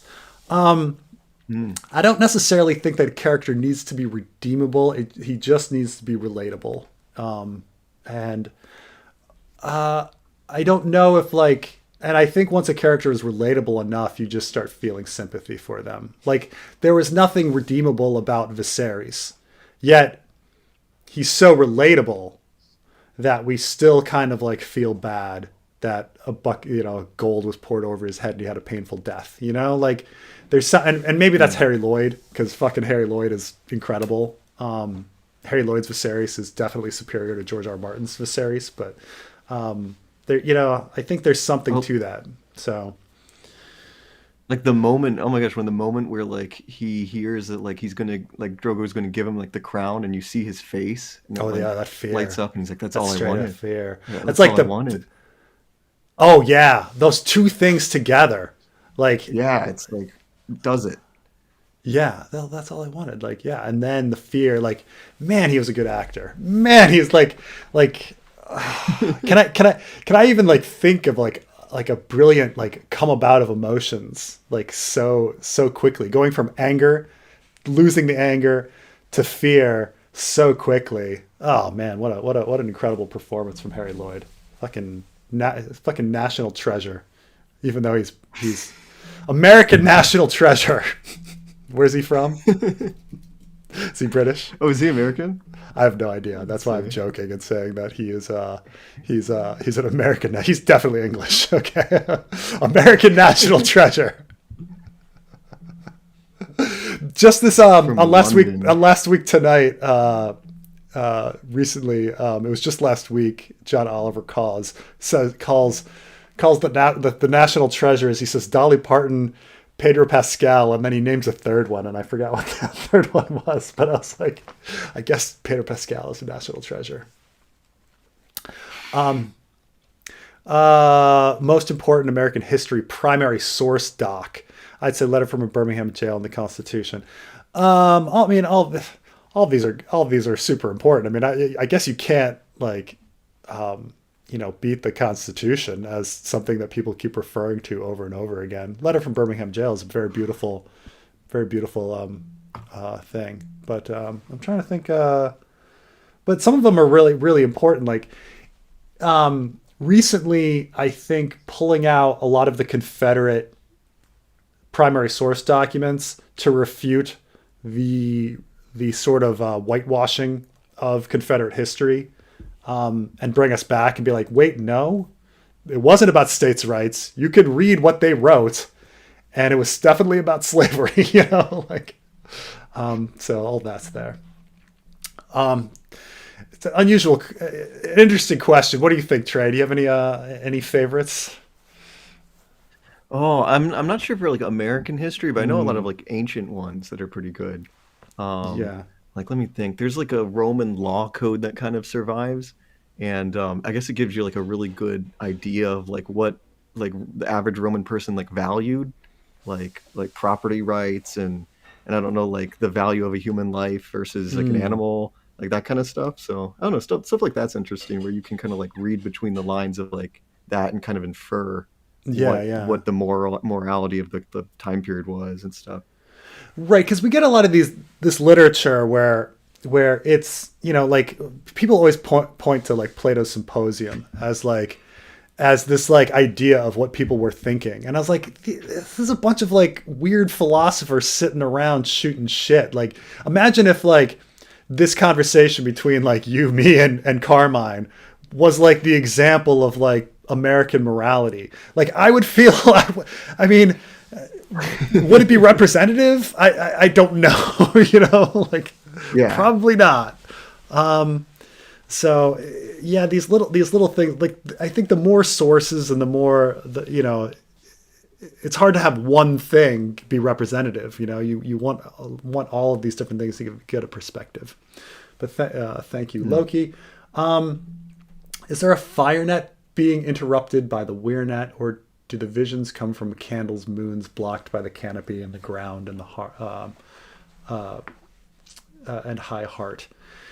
See, this is an interesting question, because it's like there's so many a lot. When people get visions, George R. Martin is usually very careful to have all of the different elements around.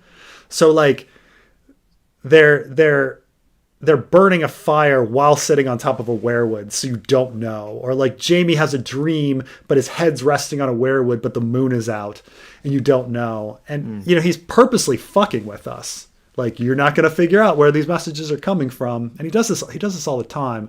So I don't know if he's decided or what, but I'm gonna say that maybe when it's coming from the weirwood, it's definitely either Bloodraven or Bran, but it's coming from the moon. It's interesting because in Fire and Blood, he introduces like more elements, like when he does who's the one-eyed Aemon, like his girlfriend, like the lady from Harrenhal. He mentions that like she sees visions in fire, in storm clouds, and like puddles of water and stuff. So he even adds like more methods or mediums. Oh, that's a good point. Isn't that weird? Yeah. And I mean, it might just be like, find the quote. Yeah, but it might just be like, it doesn't matter, because like once you're good enough at the weirwood, you can just use all forms of matter, and it's just, he's just going to do whatever. But something I always think about with like Balon Greyjoy stares into flames kind of weirdly when we first meet him. Littlefinger is up at night, like working by candlelight. Like, is he looking into flames? Like, there's like everybody's is near something that can screw him up. So who knows? And then when you're asleep and whatever. the moon on your face. Thank you, Loki. Okay, yeah, I found it. She saw you in a storm cloud in a mountain pool at dusk. In the fire we lit to cook our suppers, she sees much and more. So yeah, I guess yeah, you're right. I think you're right that it's like just manipulating matter. I don't Yeah, I know. guess he could just do it all the time in any form. But it's like, how many players are there trying to manipulate the world, and does it even matter if it's all time traveling Bran above them all? I don't know. Just the more I read, I'm just like, George is just throwing shit at a wall. He's just throwing shit at a wall. I think that's what I'm learning too, especially watching your videos. I'm like, oh shit, and then like the archives being released and stuff. That like he really isn't as like genius as I kind of thought he was in my head. Yeah, And I know mean, that was he's maybe too he's high of an genius. expectation. He's genius, but let's Yeah. not make him superhuman. Right. Like I realize now, like with the writing of the sample chapters and the fan fiction, like how difficult it is to keep everything straight, and how like I've got like a team of people and the wiki and like all of the and looking things up, and like how is he managing? Because he's not calling Elio. He could call Elio, but he's not even doing that. He's just trying to do it all himself. And I don't know if How he's do you know capable. that? How do you know he's not calling Elio? Because How do you know Elio do that? says every time Elio's in an interview, people ask him like, "When's the last time you talked to George?" And Elio will say like, "Oh, we had a correspondence over this book and book thing by email like 3 or 4 years ago." Like Elio is like quite honest that like he does not have like an everyday friendship with George. He has a like passing conversations like every few years with George, or like seeing him every few years kind of situation. Like, he's quite open about that. I'm sure George has other. Well, I'm sure. Doesn't Elio live in Europe? I think so. Yeah, I think so. Yeah, I'm I'm not sure sure. George has someone like much closer he can like coordinate with. Who's I mean, he's by got the his way, real minions and quick, his yeah. Yeah, his minions.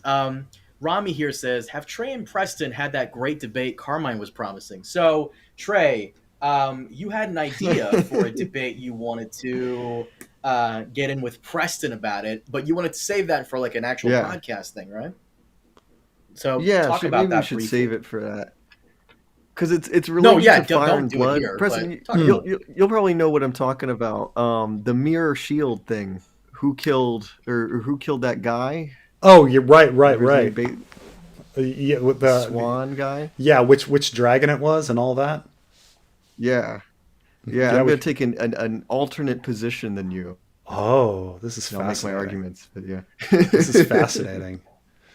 Now, Trey, are you going to make the most this useless like debate in the entire series? Right, that makes that stop like it. does not change anything. Trey, are you going to make this part of your newly Patreon exclusive thing? Yeah. I'd love to add it on the Patreon, and you guys can too. It'd be pretty cool. I've convinced Trey to start dipping his toe in the Patreon and the exclusive. And by the way, Trey, I heard you got Exclusive your very first content. patron. I heard you got your very first Oh, did patron I? on Patreon. Yeah, I can see it here. Wait, Like it says Did one. somebody add? Wait, let's see. Let me Is see it Carmine? this. Is it Carmine? Is it Carmine? Is Wait, it? kidding Oh, me? Carmine, you don't No, have of to do course that. not. Seriously, Hell no. man. That's So some people with Patreon, Yeah, it was me. they just do early access or something. They just release their stuff on. oh, Carmine. You shouldn't have. Oh, I wanted to be the man. first. The first. he's the first. Me. No one else. Because I told you that there was one guy who did it, but like he did it just so he would get my attention and promote his book. Remember that? He gave me $30. He's like, please promote my book on your channel. That's the way to do it, I guess. That is Yeah. a good way to do it. It's Yeah, true. just, True. This is. It's funny how far behind I am here. This is more compliments for Taylor and everybody. Just wanted to compliment you and the crew on the recent chapters more than any others. They really read like George R. R. Martin's work. Had to remind myself that the poetry scene wasn't actually on A Dance with Dragons. Thank you so much for your hard work, Taylor. I'm enjoying the fanfic more than is healthy, I think. Thank you for keeping Preston in line. Yes. Ah. The fanfic is really good. I've been loving it.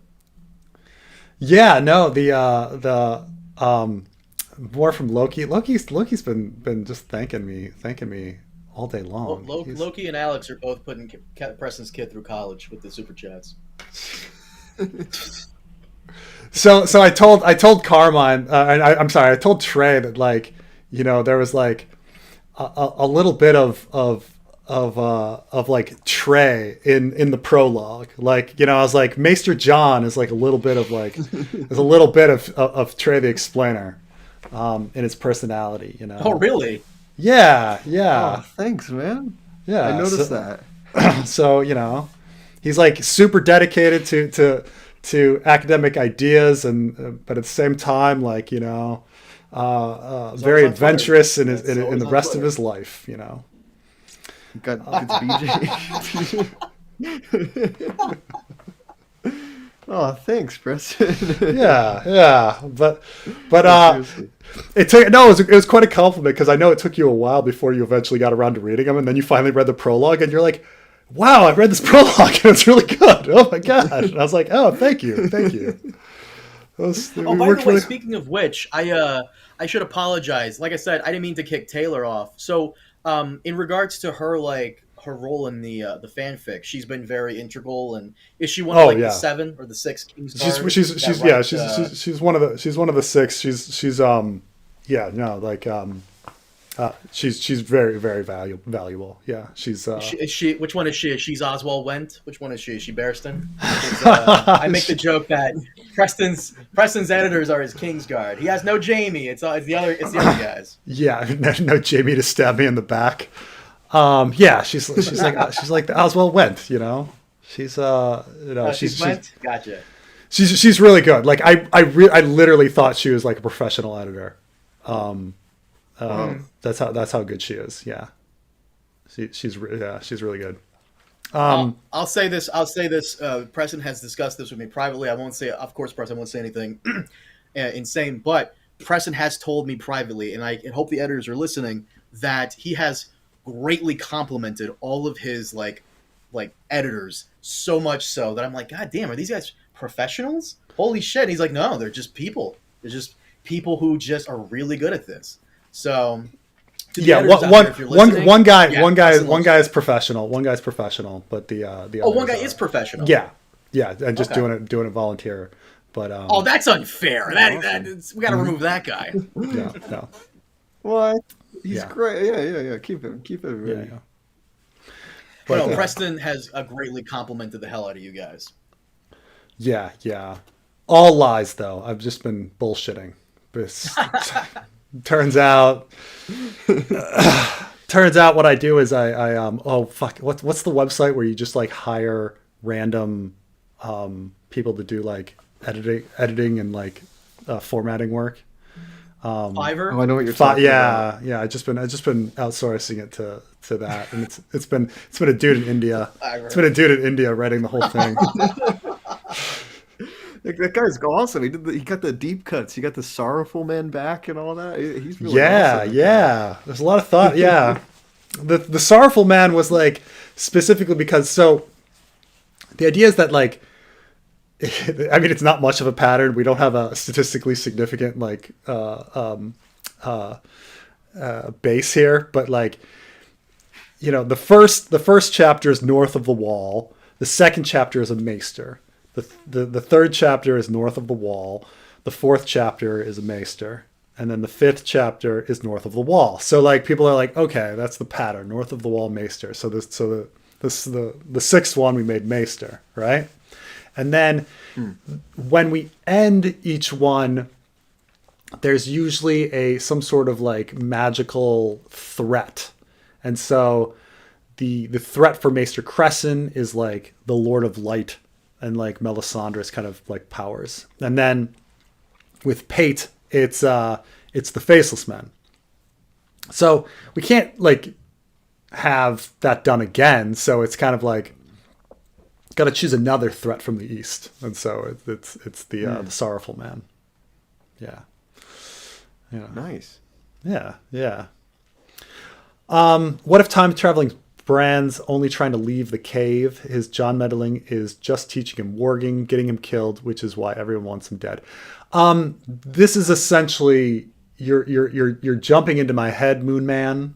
I do think actually that now that I've thought it through, and this is even post like my time traveling Bran series, like I kind of had like, why is Bran doing what he's doing?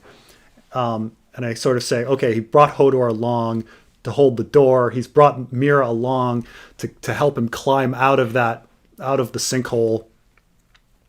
But he's clearly interfering in Jon's life. Like time traveling Bran is 100% interfering in Jon's life. Why? And at first I was like, well, maybe it has to do with like the larger issue of dragons and the others. But then again, it could just be that he needs Jon dead to be in Ghost, so Ghost can come to the sinkhole and help him out of the sinkhole. It might be as simple as that. Like everything he's been doing with Jon is just to help him out of that sinkhole. And then we're just kind of left with like dragons, and what time traveling Bran is doing with dragons. But, we'll start with that Ghost is going to go north of the wall and like help him out of that sinkhole.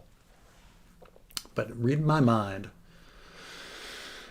Oh, a lot of time has been put into how much Sam sucks at archery, so he is practically guaranteed to make 1 in a million shot. Who do you think he's going to shoot? My guess is Euron.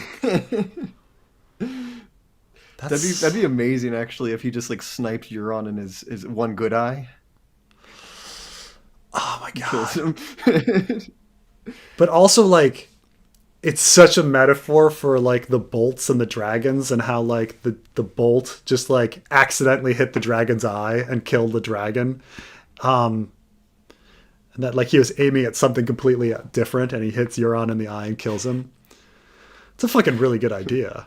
That's a really good idea. To be honest with you, I would be very great. upset if Euron doesn't die in a 1v1 fight with Jaime at the very caves of the Red Keep, where clearly his entire goal the entire time was not about controlling the dragons or summoning krakens. It was to kill Jaime Lannister because he wants to be that guy. If that doesn't appear in the fanfic, I'm gonna be very upset.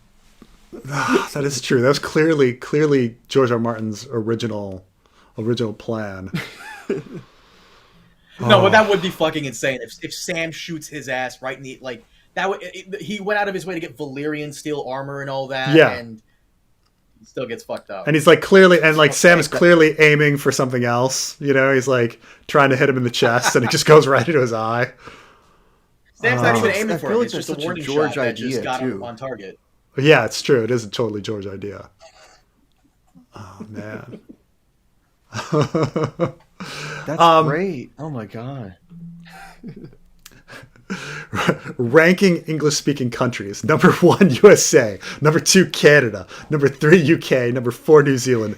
Number 5, South Africa. Number 6, Belize. Number 7, Ireland. Number 8, Australia. Do you agree? I mean, first of all, shouldn't like the Gambia be number 1? What are we doing here? English, or is are they too far? Okay. Trying to think like, is the Gambia French? I can't even remember. Let me pick a good one. Okay, first of all, Malta is fucking awesome. That's an awesome place. Why wouldn't you want to like put Malta as number 1?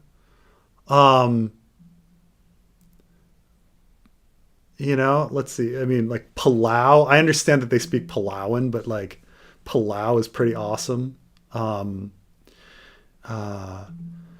we talking like? Of course, this is how are we ranking them? Like nice place to live? Like like I'd much rather live in Malta than like rainy, cloudy UK or Ireland. Or cold Canada, or just annoying America. Fucking America. Like, I mean, what does America got? What is it? Chipotle? Everybody's saying Chipotle's falling off. What else we got? Carmine, what you got? It's Kansas. What you got out there? I mean, Nebraska. Kansas, Thank Nebraska. Gas station I don't know. sushi. whatever. That's true. They have that. I don't fucking know. Cracker Barrel? I don't know. Cracker Barrel, the creator of a million Wyman Manderleys.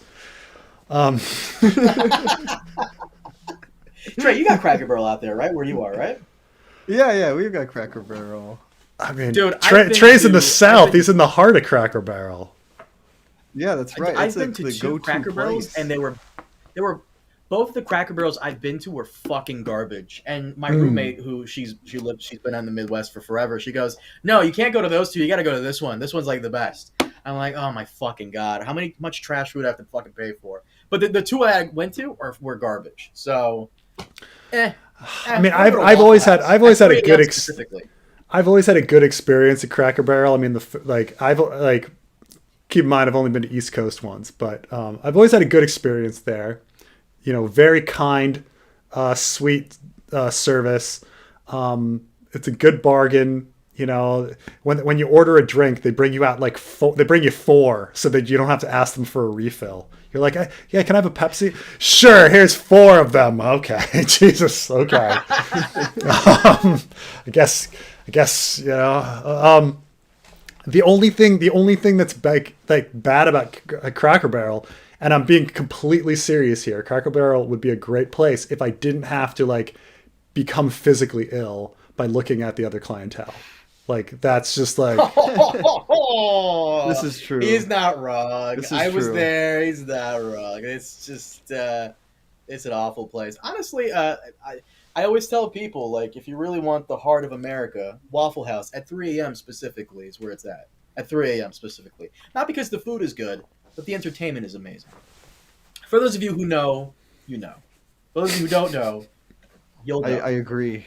After Waffle House after a night of drinking, it's pretty good. It's not bad,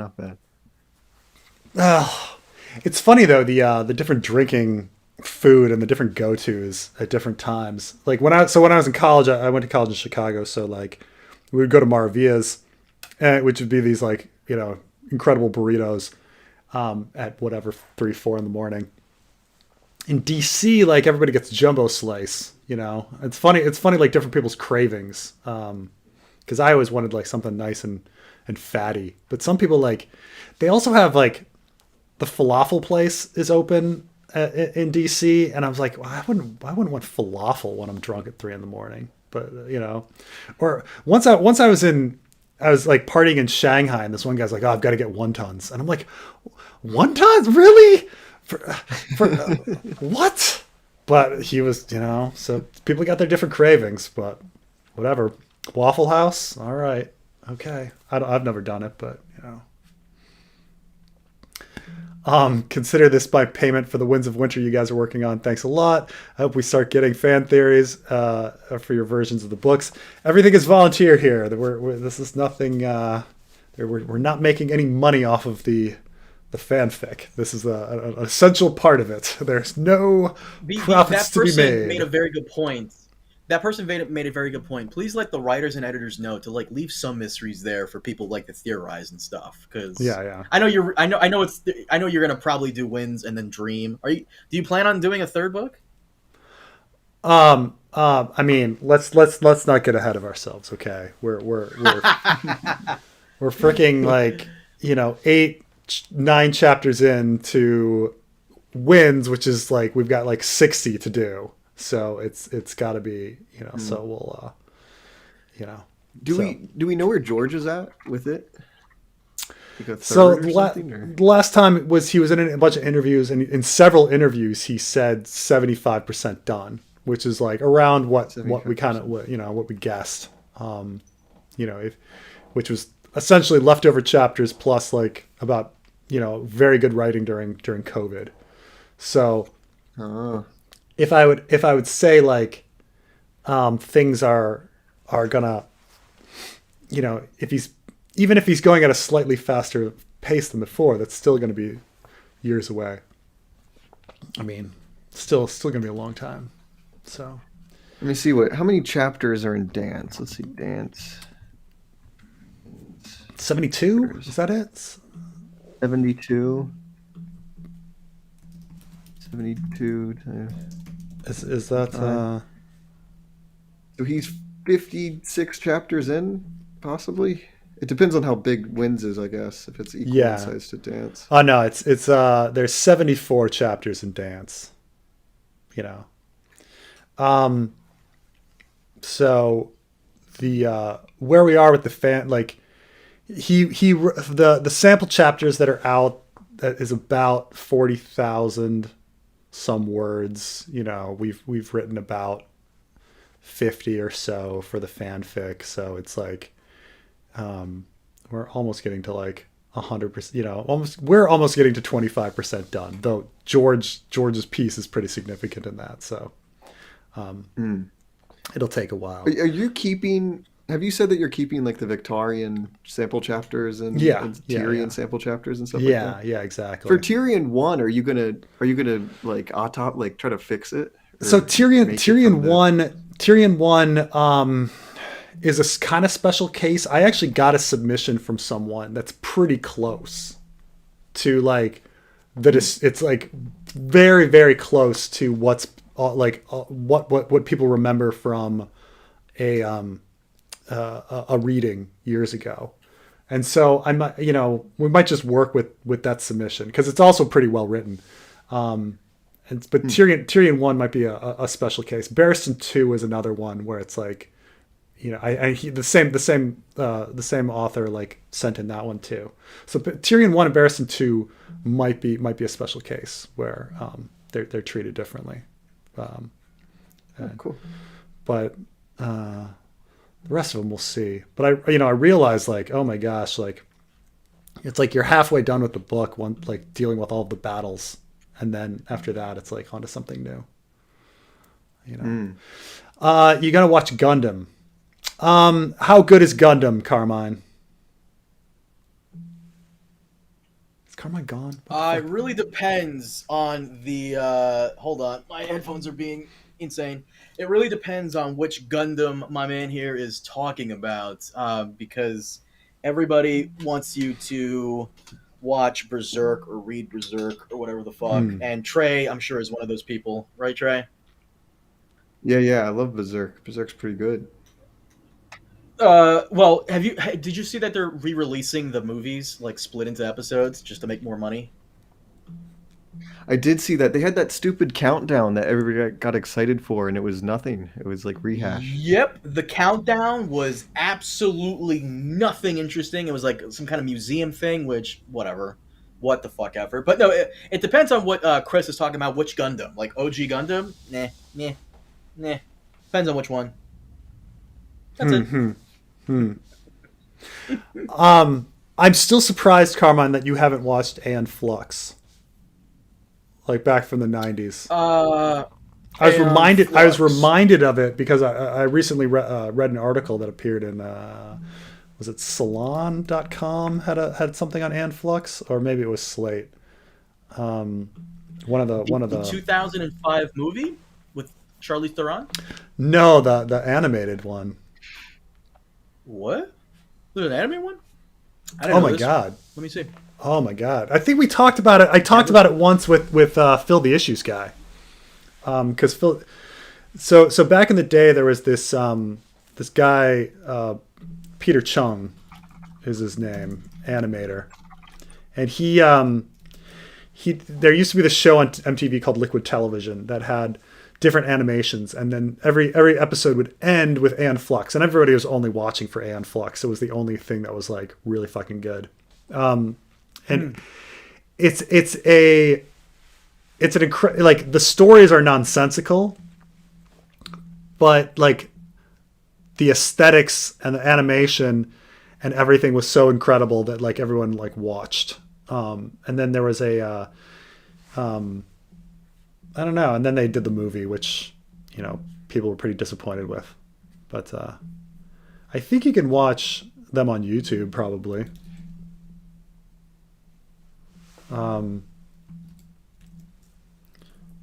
Let's see. Do they have? Yeah, Aeon Flux is totally on YouTube. You can just watch Aeon Flux. See, you'll see Liquid Television's Aeon Flux Part 1. It's not long. But I wish you would have watched it because like the plot is nonsensical, but like there's enough of it that you like try to piece it together and you realize it just doesn't make any sense at all. Like you're just like, oh my God, why did I even try to do that?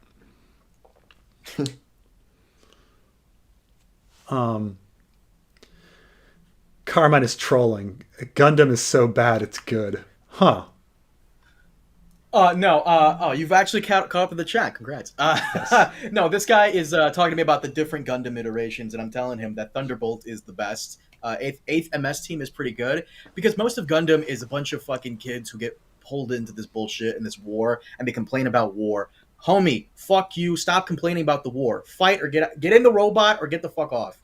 I don't care. I like my war. I like my robots. I like my grunts fighting in robots. They're great. Just sick of the bitching about war. Fight it or don't. I mean, kids.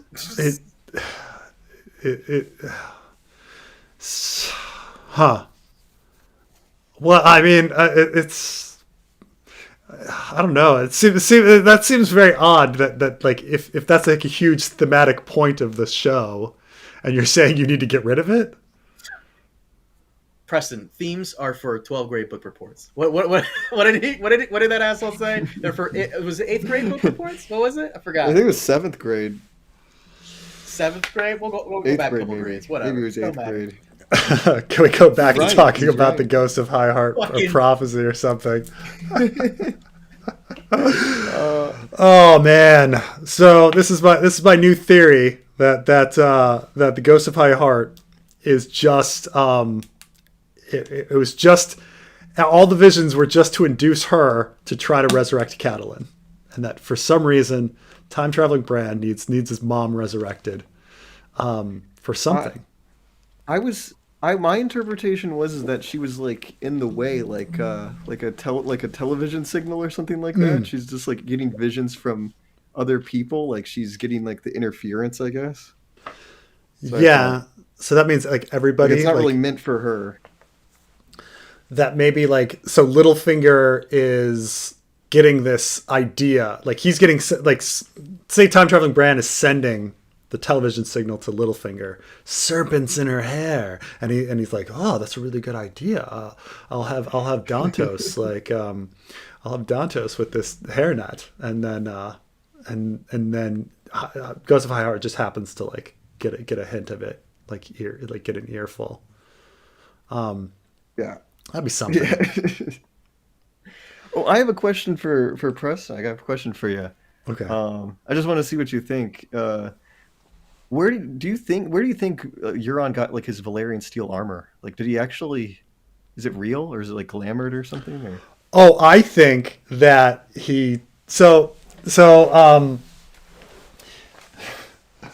Aaron like looks at the armor and immediately thinks, oh, like Euron has been to Valyria. He totally has. Of course, they just completed raiding the Arbor. I think it was totally like the Red Wine's armor. Like they had it like for safekeeping, like because they're so wealthy, and you know it was like a secret thing. Like he was like, oh, no one in the Seven Kingdoms has Valyrian steel armor. I'm like, no, I want to say like the Red Wines had it. So I think they raided the Red Wines, the Arbor, and like found the armor and was like, fuck yeah, and that's it. Like I don't think there's any. I don't think Euron's been to Valyria. Like that's first of all, like no, I don't think that. And so I the think question that's pretty clear too, like that Roderick the Reader like calls him out on it. Like I think that's like a very clear thing that like yeah, he definitely didn't go. He's full shit. Yeah, I think he found that horn in the Basilisk Isles or some other Valyrian colony, and then he brought it back thinking he was going to trick people, and then he when raiding the Arbor. He stumbled upon the Valyrian steel armor. Like that's my theory. Like any like I generally go with like the least impressive explanation. Like and the most pathetic like tricking thing. Like oh my gosh, they're using magic here and here. No. That's just like they're just lying about that. No, nothing. If anybody in like the Game of Thrones universe would, it would be like probably in the Reach somewhere, because those are like the richest houses and stuff. Yeah. I could see that. And like trading houses, yeah. Why are there no Baratheon dragon riders? By the way, 70-30 burgers, charcoal burgers. Thanks for the tip. Tried it. So good. So, I guess neither of you were on, but like weeks ago, I had this like big rant about how to like the best burgers. And I was like, you just got to get the fattiest. I was literally in there with you. Yes. Yeah. And it's like, you got to get the fattiest meat, the 70-30. Don't go higher for meat. Go high for fat, and then charcoal, and leave it kind of rare, and you'll never have a better tasting burger. And half the chat was like, "Oh, he's totally right." Half the chat was like, "What are you talking about?" It was very divisive, but I'm glad you were saying how one of your friends was at that barbecue with you, and you were making the burgers, and you blindsided him like, "This is great. What is this?" And you're like, "This." He goes, "What?" Yeah, was that the yeah, absolutely. And it was like nighttime, so like people couldn't see how bloody the burgers were because it's that ruins it. But why are there no Baratheon dragon riders? Well, I mean, the closest we get is Rhaenys, the queen who never was. I think they're probably, there could be probably. It's just that no one gave them any eggs. That's the thing, is like all these people could be riding dragons. Like, maybe half the people can ride dragons. Maybe we can all fly. Isn't that the Euron statement?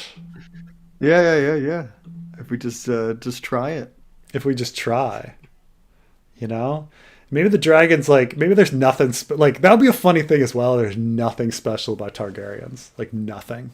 Like, it's just that they had the confidence to walk up to a dragon and were given the opportunity, and everybody else, like, they kind of like sensed the fear and we're like, no. But maybe, yeah. Let me bring up the exact thing here, because I want to. Maybe we can all fly. There's nothing special about Targaryens. I kind of like the Quentin chapter where he's the dragon tamer, where you kind of like, if one of the dragons wasn't there, like it was kind of looking like it was kind of cowling to his whip and stuff. Like, oh, different situation. You might have been able to ride that dragon. Who knows? Yeah. Euron turned his face to him, his bruised lips curled in a half smile. Perhaps we can fly, all of us. How will we ever know unless we leap from some tall tower? And of course, like the reference to the tall tower and everything, like makes people think of Bran and the three-eyed crow and things like that. But like, it's funny to think like maybe everybody can fly. Maybe everybody can ride a dragon. Maybe there's nothing. There's just nothing. Nothing special about Targaryens in the end. Would be kind of hilarious,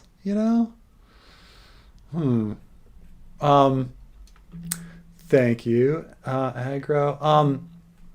Are the demons that haunt the ruins of Valyria just volcanic gases that cause hallucinations? And if someone stays too long, it just kills them.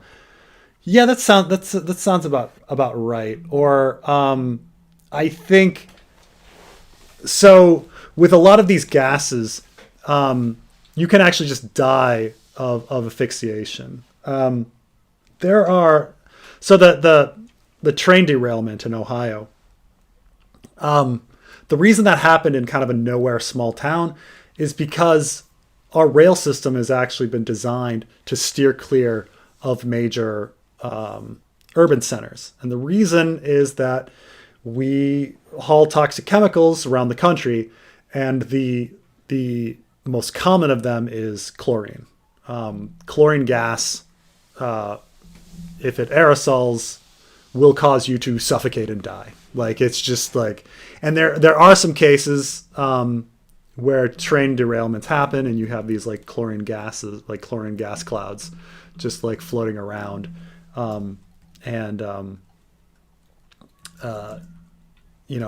places like can just kill people. Jeez. Yeah. Man, oh man, some of these things.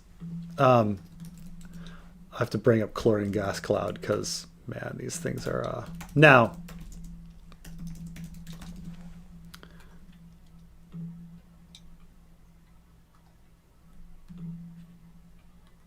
this is like an example.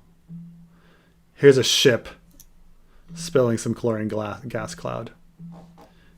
Now, the reason this happens is that if you have a small puncture, the chlorine like sprays out and is aerosoled by the small puncture, and you can,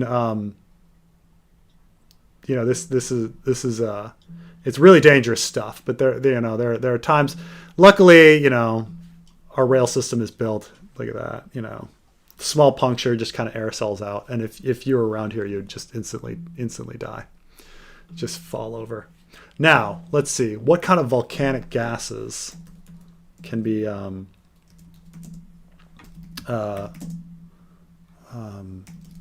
dangerous. Significant amounts of carbon dioxide, sulfur dioxide, hydrogen sulfide, and hydrogen halides can be emitted from volcanoes. Depending on their concentration, these gases are all potentially hazardous to people, animals, agriculture, and property. So, like, I mean, just in the pressure sense, like, you can be around, even if those gases like will kill you, like they can push all of the oxygen away, and then you breathe in and you have no oxygen to breathe. And so, I think that's a very good explanation on what's really going on in Valyria. Like, people like go down there and they're like, oh, I'm fine, and then all of a sudden the gas comes around and they can't breathe and they pass out. Mm-hmm. That works with like the Pompeii analogy too, because like it's kind of inspired by Mount Vesuvius. Like that's literally how Pliny the Elder died. He just inhaled a whole bunch of gas and passed out. Oh, really? Yeah. I mean, I didn't know that. I didn't know that that's exactly like how he died. Yeah. Huh. Somebody so famous too. Yeah, he died trying to rescue a friend, family friend or something. Let's see. But I know it had to do with like the gas. Like he inhaled a whole bunch of the gas and just passed out. Yes. Well, he this is why you don't have friends. This is why you just get rid of the friends. Best Gundam is Origins 0079, War in the Pocket, and Unicorn. If you watch everything, you'll cry at the end. Carmine, did you cry at the end of this? I fucking hated War in the Pocket. I feel like that's something you like, Preston, because there's fucking kids in it. I couldn't. I'm sick of this shit. Sick of this shit. What am I like? What are you talking about? Like, you're like, you know what Preston likes? Entertainment with kids in it. Oh, like what? No, like, no, because it's about the. It's like, am I advertising like baby? Like look who's talking is a fucking great movie. No, but it's just the themes and stuff in it, and War in the Pocket. You like? Is that that guy Chris Guave again? Whatever his name is. Is that super chat from him? I can't see the screen right now. Yeah. Don't listen to him. You know what you should watch? Watch some fucking Death Note. Wait, you've seen that already? I've seen Death Note. I've seen Death Note twice. Actually, like I'd say two and a third times. I've watched like the last third again because it's kind of weird. The only thing I would recommend you to watch is the Berserk movies, the Egg of the King, Battle for Doldry, and Advent.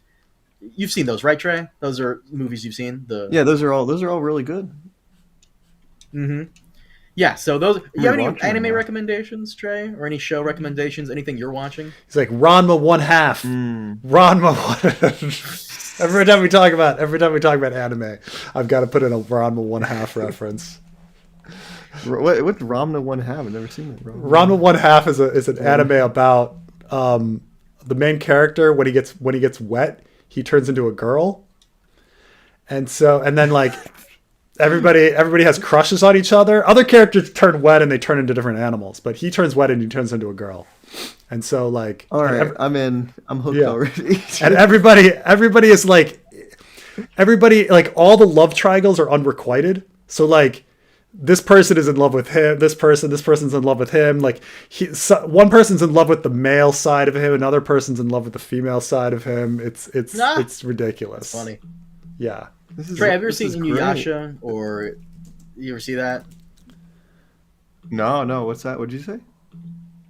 Oh, then don't worry about it. It's Rumiko Takahashi. I'm a weeb at heart, so I know all this crap. Trey, what are you watching? Are you watching Mando season 3? What are you on? I'm watching. I'm watching Last of Us. I haven't watched Mando. I don't have well, I guess because I'm legitimate, I don't have an account for Disney Plus anymore. The parents kicked me off. Or I think they just canceled it. They weren't watching it anymore. So I guess I could go back on. Yeah, I'm watching Last of Us. What else am I watching? I guess I'm not watching anything else besides Last of Us. Last of Us is good though. It's really good. It's really good. Yeah. You haven't checked out Raised by Wolves yet, homie? Raised by Wolves. I'm That's not. so You good. told- I've It's sad when I've there's heard no all these- payoff in the end, you know. So So yeah, this is that's kind of the thing. so when why I'm not getting attached. Oh, when Ranma gets wet, he transforms from this character to this character.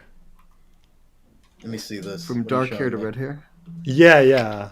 And then he gets, and it's there's so many references to like underpants and like characters that are obsessed with like underpants and stuff, and like it's like it's very dirty and naughty. But there's also a lot of fights and stuff like that. It's it's just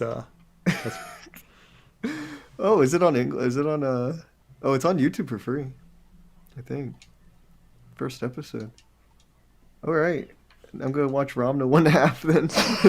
Trey, I don't know your tastes, Trey, so I can't recommend you anything. The only thing I could probably recommend you something that you would like would be Hunter x Hunter. I fucking love Hunter x Hunter. Oh, I love Hunter x Hunter. Fucking Hunter x Hunter's great. I knew it. I fucking knew you would like it. I knew it. Yep. I pride myself I like on JoJo. like, giving good JoJo's pretty recommendations. great. I gotta get on JoJo. That sounds good. JoJo's really good. I like JoJo a lot. Preston, answer when this are man's you question. revealing I'm your actually self-insert in the fanfic? I don't think I have a self-insert. No, you have to. I named some knights after my sons, but like that's it. Oh. Yeah. Oh, that's cute. Yeah, No, I don't you think have there's- to do a self-insert, even if it's like a random maester at the Citadel. You have to. Yeah, isn't there a character named like Prestane or something like that? There's Preston Greenfield. So some people there you go, Preston Greenfield. Yeah, when he and so when I brought him up, people thought I was a self-insert, and they're like, Preston Greenfield, is he a real? No, he's a real character. That's a George. That's a what Preston that's a George thing, Greenfield. Yeah. Is he? Who's Preston Greenfield? He's like a Westerman guy, like. Yeah, he's like supposedly a dickhead. We don't get very much from him because he dies in a Clash of Kings, but he's supposedly a dickhead. He's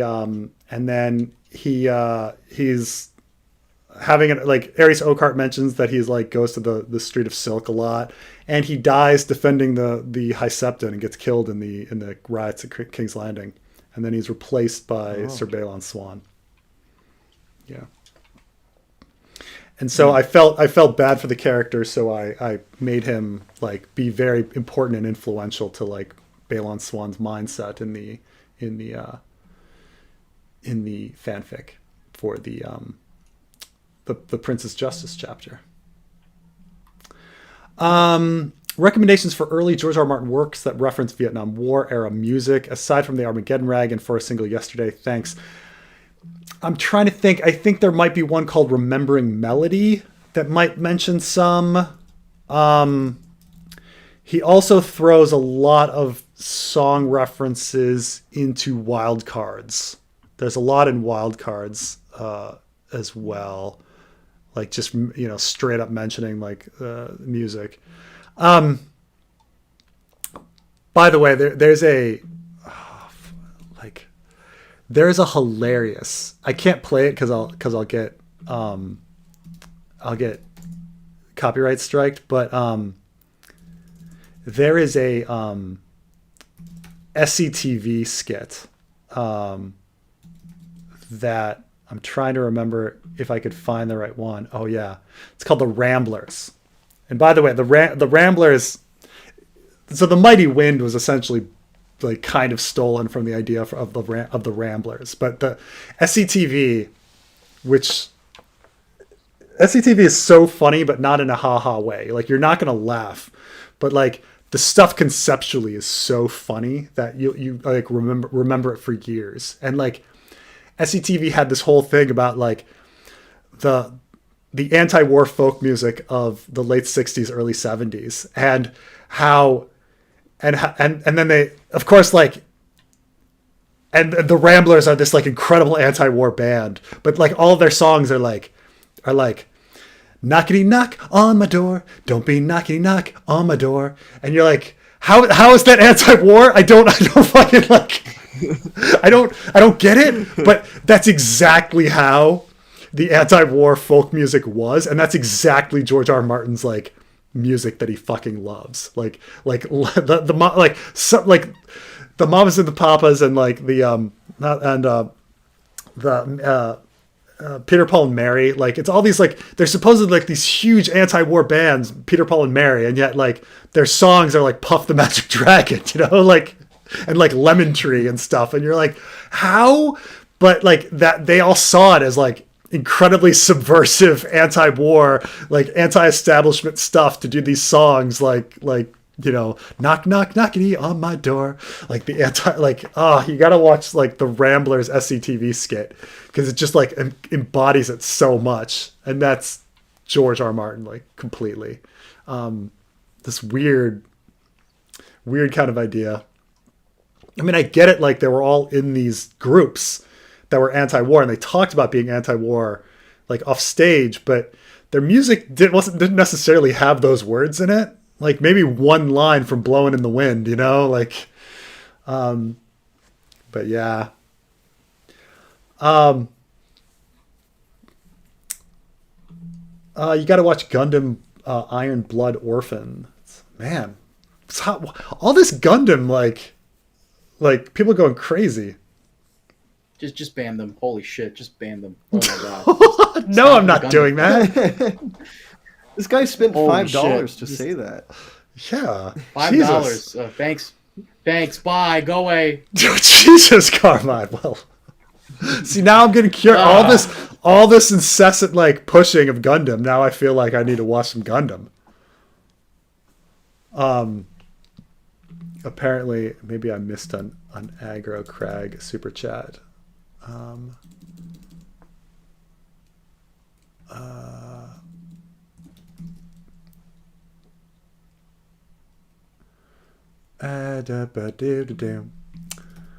did not know, Trey, that you were so into. No, I got them all. I got this. I said thanks to him. I did not know that you were so into anime too. Is just everyone into anime these days? Yeah. Oh man. Yes. I guess it's just a normal thing. Like, it's like a normal show. Type of shows you can get into. See, me growing up, it was like anime was definitely like a thing, but it was not like so mainstream. So you know, you had to go out of your way to find it, and there was a special, like, there's it's more a special, accessible now. Yeah, there's a special clique of kids that were like the anime manga kids, and who would like trade their stuff, and because it was so difficult to find, and like move to Japan because they were like so interested in it, and then get really disappointed that Japan was nothing like how they liked, and were angry that the Japanese were like nerds. So I'm glad that you mentioned that, Preston. So Preston hates my friend Connor. Remember the video I sent you of my friend Connor? He's in the shower. His girlfriend's recording it, and he has a shotgun in the corner, and you got fucking pissed. Preston got so fucking pissed. I'm not pissed. He started sending me What? You got annoyed. My friend Connor is a shithead, and he likes to like do jokes and stuff. So he'll send me and other people videos of him like doing crazy stuff, and he's very so it's this video. It's just one of these things. Eventually, this is such a trite joke. You meet these people in life that think it's funny to talk about how guns are freedom. You know, and they're like, Carmine sends me the dude in the shower, and his gun's in the shower, and it's him like doing like weightlifting but with guns. And so I And like he's such a shithead. he sends it to me. Carmine sends it to me, and so I throw it into my editor, and I replace all of the guns with faces of the little kids from Uvalde. And so it's him like God, lifting guy, with like- it's him lifting with the faces of these like dead little girls and like this He dead has- little girl in the Preston has should no chill. And I was He has like, no you should fucking send this to him. And Carmine's like, whoa. And it's like, what? What? chill, dude. What? He's like but- he's like freedom, and he's just like lifting these little kids' faces, like.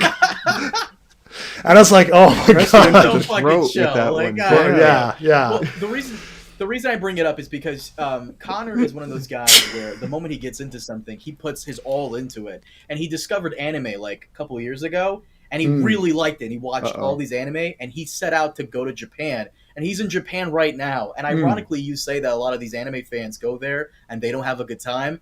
He's sending me videos. He's having the time of his life. He's going hiking, trying the food. He has a Japanese girlfriend. He's having the time of his life. So for anybody who likes anime and you want to go to Japan, I'm just saying, like, if that's because he branched out and is like finding fun in other things. Like, keep in mind, like when they go and they're like they want more satisfaction from anime. Like, you're not going to find it in Japan. Like, you're like, all of the good anime has made it to America. So like, there's more anime in Japan. There's the shitty stuff, like, it's kind of like that, like, hold on. Sorry. is that your cat? So like, but immediately Yes. you say, oh, he's having a great time because he's doing the other things that are in Japan, like hiking and fucking and like drinking and things like that. Like, the other things you can have fun with when you're in Japan. I told him, I'm like, you have a girlfriend? He goes, yeah, someone's got to have a girlfriend out here. And he's telling me how, like, no one dates, no one's getting married, no one's having kids. I didn't know that was such a huge problem over there. So It's weird, and I want to get back to this. Let me go to the bathroom real quick, but like I want to talk about like this. This is some spicy politics because I want to talk about like population control and the population projections and things like this. But hold on, I'll be right back. Trey, your fans Yeah. are gonna fucking hate the shit out of me Really? because My fans hate you? well, because I'm getting you to do the Patreon because and you're gonna start putting some exclusives on there, right? What, they're hating it? No, it's fine. It's more content. No, They should no, just be they're happy about gonna that. hate it because some people just don't want to pay for like the exclusives. I know. And fuck those people. They can pay or they can fuck off. But no, they're gonna hate because I'm pushing you to do it because you know me, I love you and I want you to have like a stable financial future. You know what I'm saying? Yeah. No, I get it. But I know what you mean, where people will just hate, and like it's stupid. Like I shouldn't, like I can't really do this for free, Like it takes a lot of time What? and money to go. You into can't these do it videos. for free. Oh, I can't really my do it God. for free. Like I like doing. It's a lot of work and time, and it's just like like having like a return on the investment is a good thing sometimes. Because it incentivizes me to work more, So yeah, No, 100%. there are fans like that though. Like Preston has this hater on. For some reason, a lot of Preston's haters seem to be like admins and mods of subreddits and Facebook groups. There was this one guy on Ice and Fire subreddit. He fucking hates that Preston makes money from doing YouTube because apparently Preston having a government job and making money from YouTube is like a sin or something. You shouldn't be doing that. And he can't take Preston seriously and his ideas seriously because he monetizes them. I'm like, dude, suck a fat dick. I mean, who doesn't? Yeah, Who doesn't? Who's doing it for free? But it's not Yeah. that much money, like, I know. and it's a lot of hard work, like, and you're providing entertainment. So so people not having kids in Japan, and like people aren't having kids in America, people aren't having kids in Europe, people aren't having kids in Taiwan, people aren't having kids in a lot of places, China, and there's this. It's funny because like 15 years ago, 20 years ago, everybody was just really fearful about the population explosion and using resources and how it was going to destroy the environment. And then the minute like there's a slight decrease, and I'm saying slight to like these projections where you're like, oh, we're not going to settle out at 14 billion people. We're going to settle out at like 12 billion people. You all of a sudden get these people panicking, and it's a lot of right wingers, including Elon Musk, who's been posting this kind of stuff like constantly about how like, oh, we need to like save the human race and do something about like the population nosedive. And it's like, it's not really a population nosedive, but like, it's like a slight slowing. You know, like we kind of need population to go down. Like, you know, you can mention Japan and be like, well, you know, they're only having like one kid. Meanwhile, in Nigeria, they're still having like 8 kids. Like it doesn't, you know, like you can't just like focus on one place and be like, oh, the whole world is falling apart. And then people it's almost like they're trying to dog whistle and gaslight, like because you're right. These right wingers are saying the population is going down, but when you mention Nigeria, so what are you saying? The population of white people is going down, and that's a problem. What are you? Of course, that's what they're saying. Of course, eventually they're getting to that. You know, like they want people to have more kids, but they won't pay for people to have financial security to have more kids. It's that's the big thing. That's the big thing. In fact, I saw a horrible. And these ideas that get in these people's heads. So I saw that Destiny went to a university, and some dude sat down with him, and they were talking about abortion. And the dude was against abortion because he was worried about. He claimed because he was worried about like population issues, and he's like anything to like hit the needle a little bit towards like, you know, stopping the population crisis, not crisis, but whatever. And it was such a dumb thing because like you can look at all of the things that exist that cause people to have fewer kids. And there's a lot of them, okay? There's a lot of them. One, that it's really fucking hard to raise kids, especially when you've got 2 people working. Like kids are expensive. You don't have the time. It's fucking like really fucking difficult. And then obviously there's other doing YouTubes and streams. Yeah. But then there's other ones that are like, when you have Social Security, you don't need to have more kids to take care of you. Then there's like family planning. Then there's like having women be educated means there's fewer years that they're having kids because they're usually in school. You know, and when you say these other things like, oh, I just want to move the needle, you say what? You're against educating women? Like you're against Social Security? Like, you know. Like they're not really believers in moving the needle. They're usually just using that as an excuse, you know. And so whatever's in Elon Musk's head about this population crisis, something else is in his head. It's really like, I don't want the world to be black instead of white, or like, I don't really like abortion or something, some other weird conservative. Isn't he from South idea. Africa? Like, shouldn't he be cool? Like, what? I mean, it's an apartheid. Like the country had apartheid. He was raised in an apartheid world. Like, that's right. What are you saying? Yeah. Like this isn't like that makes sense, Preston. This isn't like some 18-year-old from Cape Town. You know, like this is like. I'm forgetting about that. Right, my bad. Because I've met a lot of people from South Africa who do not have like, you know, that I don't like non-white people mentality, but. Okay. I mean, South Africa is a diverse place, and there's lots of super conservative fuckheads in South Africa. But then there's like, you know, hip people in Cape Town. But like, you find these people that are like, we don't want to stereotype too much, but they tend to be the Afrikaans, the Dutch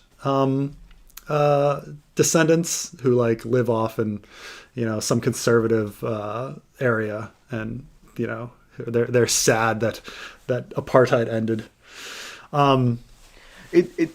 It's crazy to me that there's people that are like, I'm a genetics guy. Like the fact that there's people that are worried about like population crisis at like the size of the human population now, because like I know. there were right. times when like the human population was like 70,000 people or something like that, and that's a crisis. But like when there's like literally 77 billion of us, 8 billion, whatever. Right. It's like when we now. talk about endangered human beings, we talk about, I'm sorry, endangered animals. We talk about there being one, if there was one natural fluctuation of the population can lead to extinction.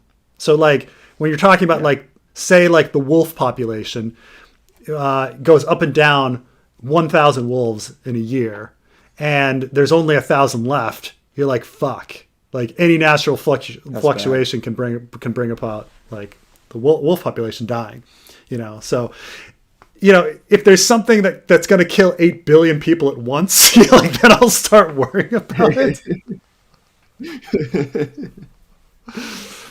I mean, it's just weird, and it's weird that it's like I've been hearing so much about it lately. Like, why is it all of a sudden?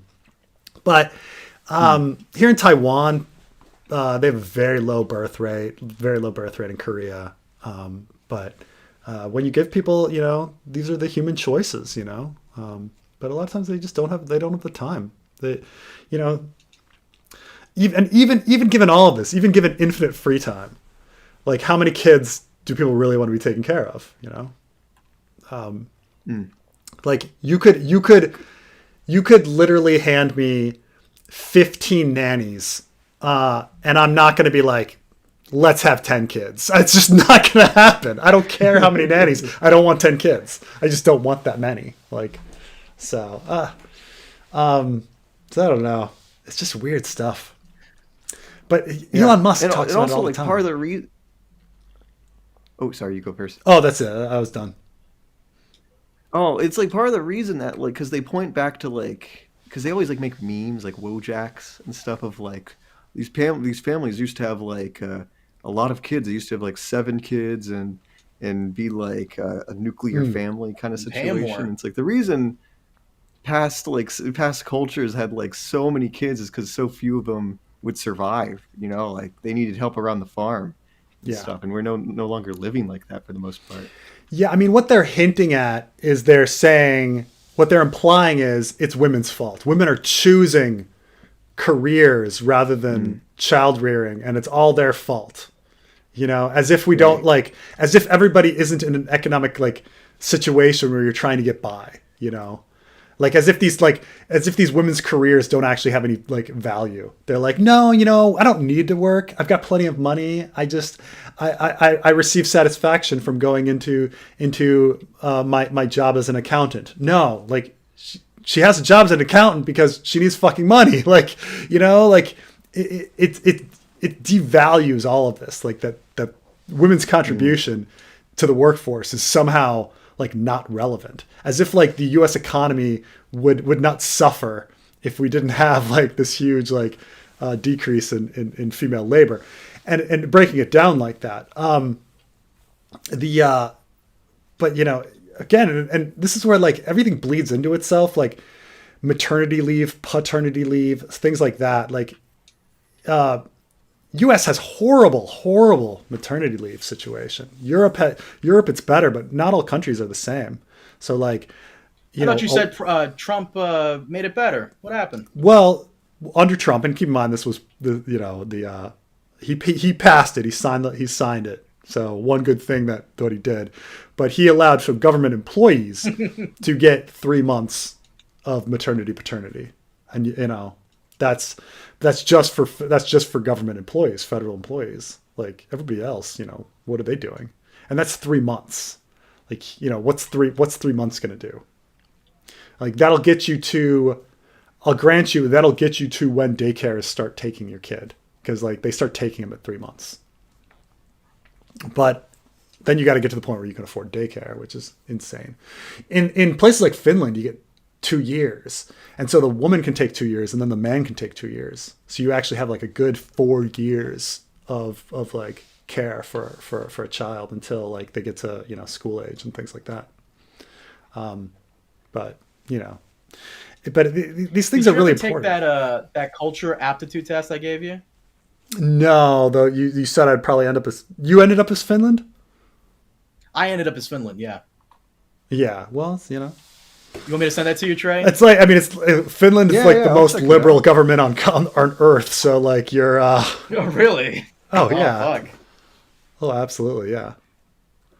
The world's I got a fair. Waffle House. I'm all set. Hold on, Trey. Hold on, let me grab it for you. Okay, there are less chances of Quentin Martell getting dragon riding X genes.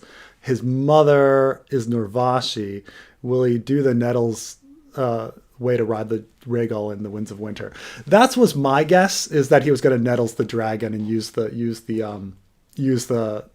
sheep kind of thing, because they already kind of set that up, that he went down there with a bunch of sheep to try to feed it before he's going to ride it. Rather than just going and trying to ride it. Like there was no need, like in a literary sense, like what function did the cart of sheep like play? I mean, you got to see a dragon eat a sheep for a second, but like he believed that he had the special gene and that he could just ride them. So like, why is the cart there? Like, why did they bother? Why did they bother bringing down this cart? And the idea, is that yeah, they're gonna feed the dragon and then it'll be docile so he can get on it. So he is doing the Nettles thing a little bit. So, but yeah, if it's Dragon X, he obviously can't get anything from his mom. His mom is Norvashi, so he wouldn't get the X from her, and so he'd only get a Y from his dad, and so he wouldn't be able to ride dragons. But so yeah, I wouldn't say that Quentin is special. I'm looking at this thing. It says the Norvos was descended from Valyrian, so maybe there's like very subtle genetic stuff. I don't know. Who knows? Yeah, fair enough. Fair enough. Or maybe we can all fly, and it doesn't matter. It doesn't matter, which is that's an interesting idea that they just, it doesn't like. But obviously there's something happening with hatching. So maybe Valyrians only hatch them, and you can just ride. But then again, I mean, clearly, like there were Valyrians that bonded with their dragons before they rode them. So like dragon bonds, telepathic dragon bonds are a real thing. Yeah. So read Berserk, don't watch it. That's I've heard that too. Though Carmine tells me that there's a lot you can skip over and jump right into the good stuff. Like the horse, the big horse, the best part. Oh, His do you know favorite. what he's talking about, Trey? The rape horse? Yeah. The horse. Oh, He man. thinks about it every time he goes riding. Thinks about it every time he goes riding. Oh, He's like, that's the name of his is horse. kinda- Goes to the barn with his apple. He rubs its That's the name of my horse. nose.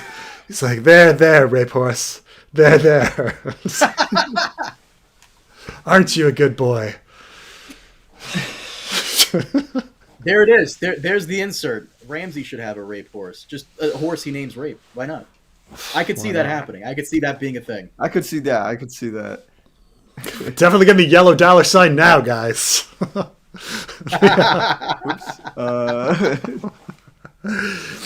The art of Berserk in the books is really good. That's Yes, the something you don't manga get in is the very shows. like phenomenal, and you could easily read it online for free. But I don't know. I know some people don't want to read the manga, and they would rather just yeah. I understand. In World, it says the Bloodstone Emperor ushered in the Long Night. Do you think people fled the Empire of the Dawn area around present-day ET east across the Sunset Sea, including landing in Westeros? It's an interesting idea. Now clearly there's some parallel situations with regards to Essos, like the 5 forts kind of thing in the north. And we get things like the squishers and stuff like that. So I do think that like during certain seasonal times, say a long night or say a nuclear winter period, some races are going to flourish, and there's going to be some shifting of populations because of environmental refugees, right? And so I could see like the first men being actually like pushed west, and the reason that they invade is that reason. This is actually like the Europeans like got invaded a million times, but a lot of those peoples that invaded were also getting pushed from their east to get pushed to their west. So like, you know, you get these flows.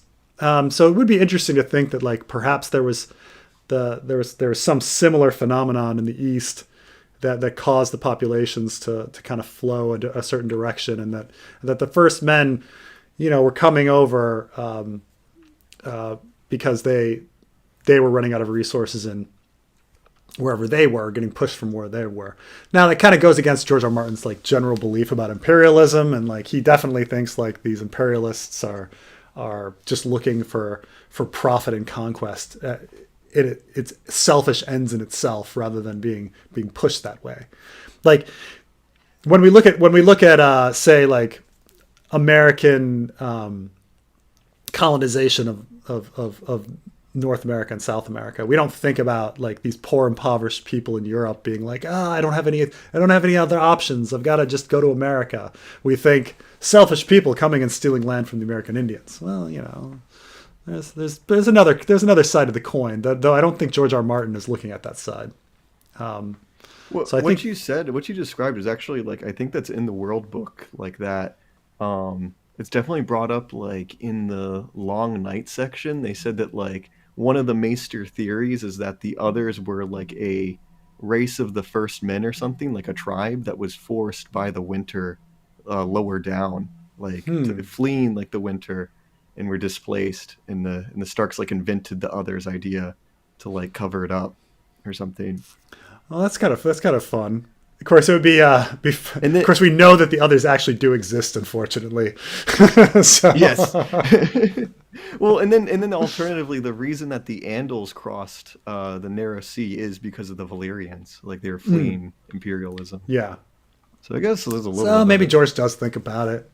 All right, Trey proves me wrong. Carmine not liking war in the pocket is blasphemy. Now we gotta watch. So now I'm gonna have to watch War in the Pocket just to fucking talk about this Gundam one stuff. thing. Gundam My stuff. fucking god, telling you, ban this guy right now.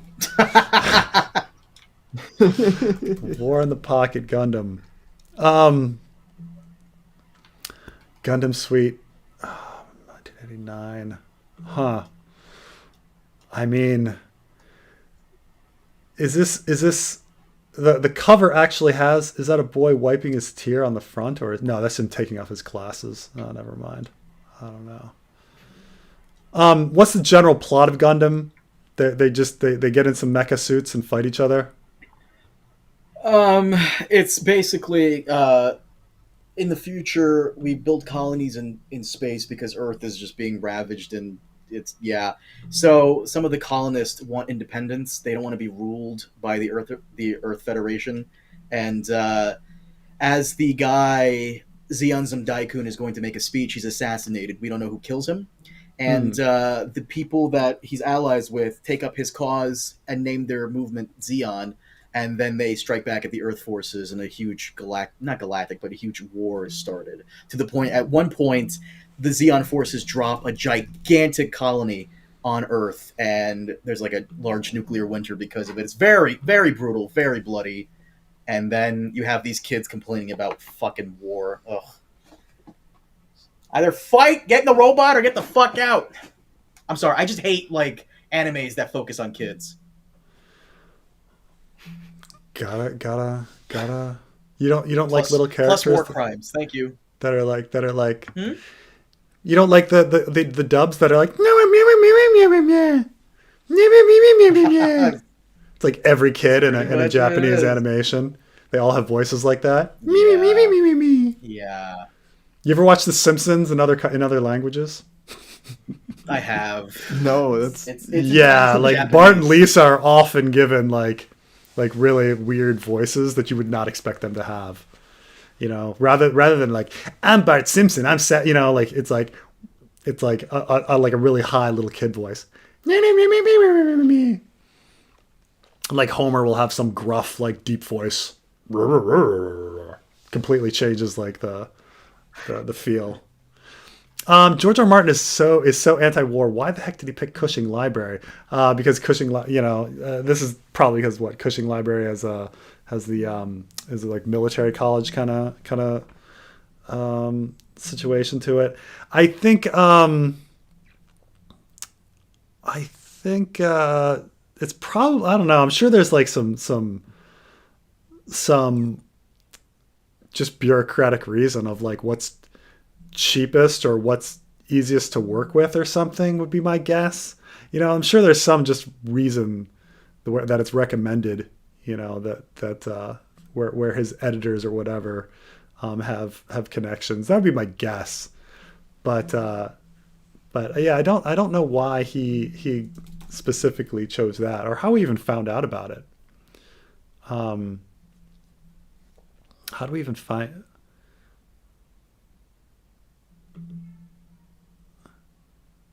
How do we even find out that it was there? Did he tell everyone it was there?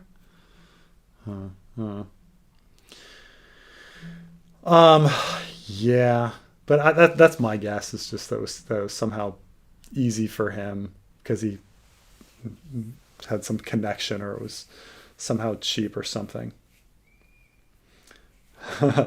Maybe he's there to push anti-war propaganda where it counts. Yeah, you never know. These believe it or not, a lot of people that go to like war colleges and stuff, it's sort of like people that go to divinity school. Like, yes, they learn all of the military stuff, but they also have to learn all of like the peacenik stuff as well. So you can get people that are not so nutso, but like it's like you meet people with divinity degrees. They often end up being rather agnostic in the end, being like, they've read enough to know that it all contradicts. Like you can't do anything. But yeah. So what else is going on? I've been on here for a little over 3 hours. Any last things you guys wanted to talk about? No, I can't really think of anything. Well, for fun, I figured out when Lomas Longstrider could have existed. Oh yeah, do you remember Lomas Longstrider? I do. The author of his journeys. Wait, Trey. Before you go into this, do you want to save this for like a podcast where we're not on stream and like we can divide that and blah blah blah blah. You maybe upload it on your channel if you want to, because I know you did a lot of research on this. You told me about it. Okay, if you've done a lot of research, it was a little bit. Then it wasn't too much. It was maybe like 15 minutes or something. Whole 15 minutes. Maybe I could save like or whatever. Whole 15 minutes that you weren't spending on Twitter. Oh my god! All right, let's this will whet people's appetite. Okay, I will go back and read about Lomas as well, and then we can do a podcast about Lomas Longstrider. Does that sound pretty good? Yeah. Okay. All right. Yeah, that sounds good. That sounds good to me. Yeah. To be continued. Yeah, and then now I've got to watch. I've got to watch 800 episodes of Gundam. War of the Pocket. Apparently, I've got to start with War of the Pocket and only watch War of the Pocket. Is what Carmine is telling me. Don't even do that. Only War of the Pocket. I fucking hate these children. I can't stand animes where it's like teenagers, and I can't. That's why I love Berserk. Ramna 1/2. Can't stand that crap. You gotta watch Ramna 1/2. There's apparently way too much Ramna 1/2. Like, I'm sorry that for apparently, like I my introduction to Ramna 1/2 was like watching some movie that was like 5 seasons in, and it made no sense to me, and I thought it was the most ridiculous thing ever. And somebody was like, dude, the reason it made no sense is because there's like so much stuff before that like establishes what they're talking about. I'm like, I don't know. It was little old men running around grabbing people's underpants and a dude getting wet and turning into having breasts like bounce out of his like shirt and then getting hit on. It was crazy.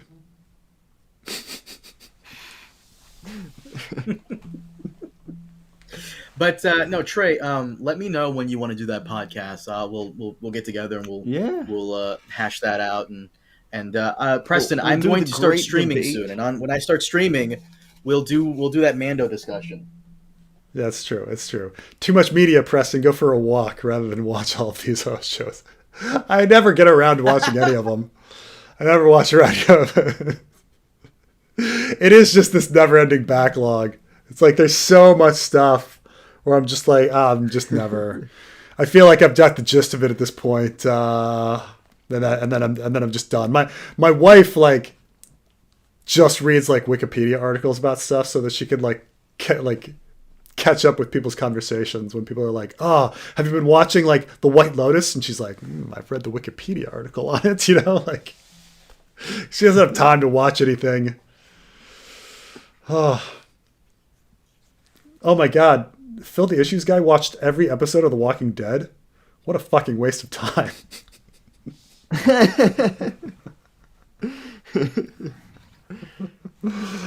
Oh my God. Oh my God. You could watch like 3 and get the gist. Then just Actually, copy and real quick, paste.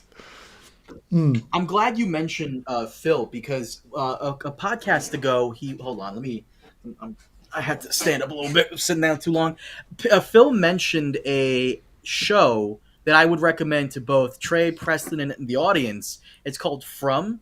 Go on Wikipedia right now and type in From, not Wikipedia, Google right now, type From 2022. It's a television show called From.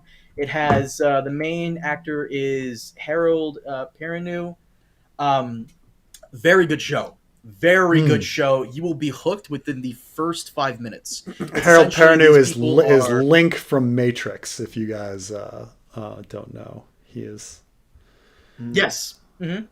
He was Link from Matrix. And he was also in 28 Weeks Later and Sons of Anarchy. Lost, yeah. But no, so the show is about these people who get stuck in this town and they can't leave. It's kind of like Silent Hill.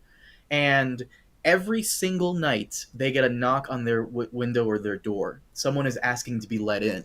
Do not let this person in. Because if you do, you fuck up. I don't want to spoil it for anybody, but From is phenomenal. I fucking liked it a lot. Waiting for the second season. I recommend this to both of you. It goes by very quick, and Preston, it has a lot of what you like, a lot of the theorizing, a lot of the mystery.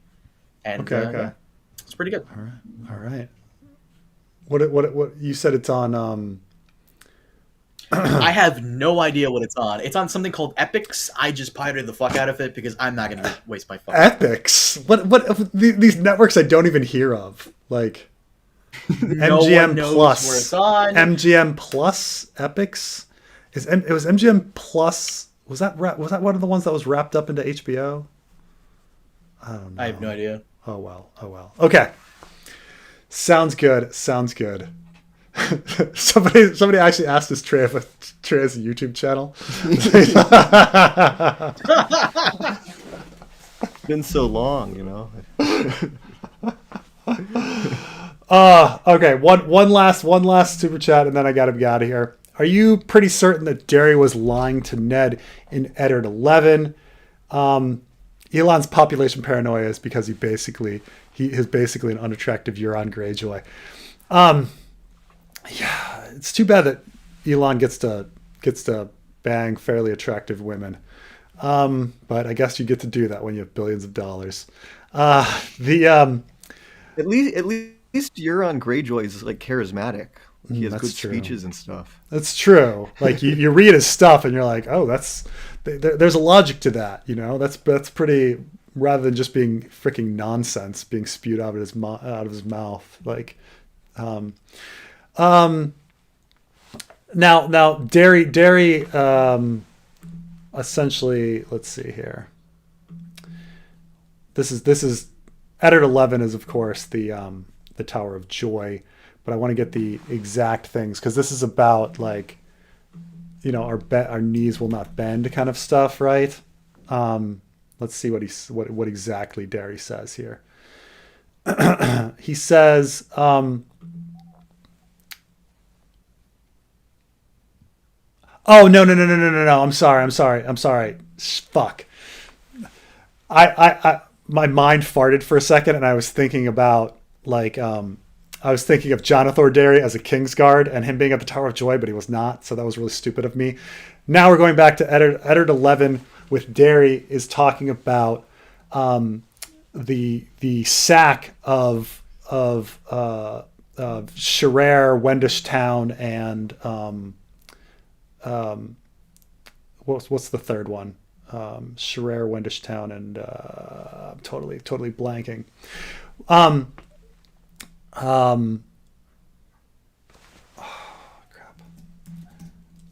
So, Mummers Ford. That's the third one. Okay, Mummers Ford, Wendish Town, and Wendish Town. Scherer. So this is a really weird chapter in a Game of Thrones where all these small folk are brought in to testify that their towns were attacked by the mountain, which essentially causes the war because Ned like sends out people to bring justice to the mountain. And so it's really weird, like when you go through the testimonies of the small folk, because they don't really make sense, and the locations of those towns don't really make sense, and the lords don't really make sense, and things like this, because these small folk are supposed to represent the various lords of the Riverlands, but Derry is nowhere close to where Scherer and Mummers Ford would be, and things like this, and so the idea is that at least maybe they're all lying, but certainly like Raymond Derry would be lying about what happened, and it being the mountain. Now, some people think that like, yeah, it's pretty clear that these people are lying, but George never did anything with it. In fact, they even like mirror the scene in a Game of Thrones show where it's pretty clear that like Ned is getting roped into war and Littlefinger is like pushing for war in the show. In the book, it's Varys that's pushing for war. But I mean, I definitely think that it was like George's intention that these people were lying, and that they were like goading Ned into war. And it makes sense if it's House Derry, because House Derry is so connected to the Targaryens and would be under Varys's like influence, because Varys is like supporting the Targaryen cause. So I'm definitely pretty certain that Raymond Derry is lying. Now, whether George like forgot about this like incident or this chapter, or just didn't know where to go with it, or what, but yeah, I definitely think this was the plan when he wrote it. I mean, they even copy it over into Game of Thrones, and it's just you kind of go through like none of what the people say like rings true. Like everyone's talking about like burning down stone forts and stuff like that, and hearing things from far away and all this stuff that doesn't matter. And then them all concluding that it was the mountain. The mountain's a horrible person, but and even when I start thinking about it as well, like the mountain didn't murder. He killed Sir Hugh, but it was kind of an accident, and Varys puts in Ned's mind that this was a murder. And so it's on that same, like in that same vein, like Varys is like manipulating Ned into making him think that the mountain is doing this, because the mountain is such a horrible person. Why wouldn't he do it? Why wouldn't he murder all of these people because he's such a horrible person? And so, kind of pushing Ned. So it builds upon the Sir Hugh situation in at the Hand's Tourney. Anyway, I'm sorry I fucked up at the beginning there. I was thinking about Tower of Joy. Fucking A. When it was the latter. But I hope that was a good explanation. And thank you, Trey, and thank you, Carmine, for joining me. Oh, thank you. Yeah, and we will have a conversation soon about Lomas Longstrider. And oh, nice. All right. Okay, sounds good. And the Mirror Shield in that guy. Oh, you're right, the Mirror Shield too. We got two things to talk about. Yeah, Carmine can come up with a third. What? Oh, sure. Why not? All right, sounds great, guys. All right, Thank you, everyone. I'll see you guys next time.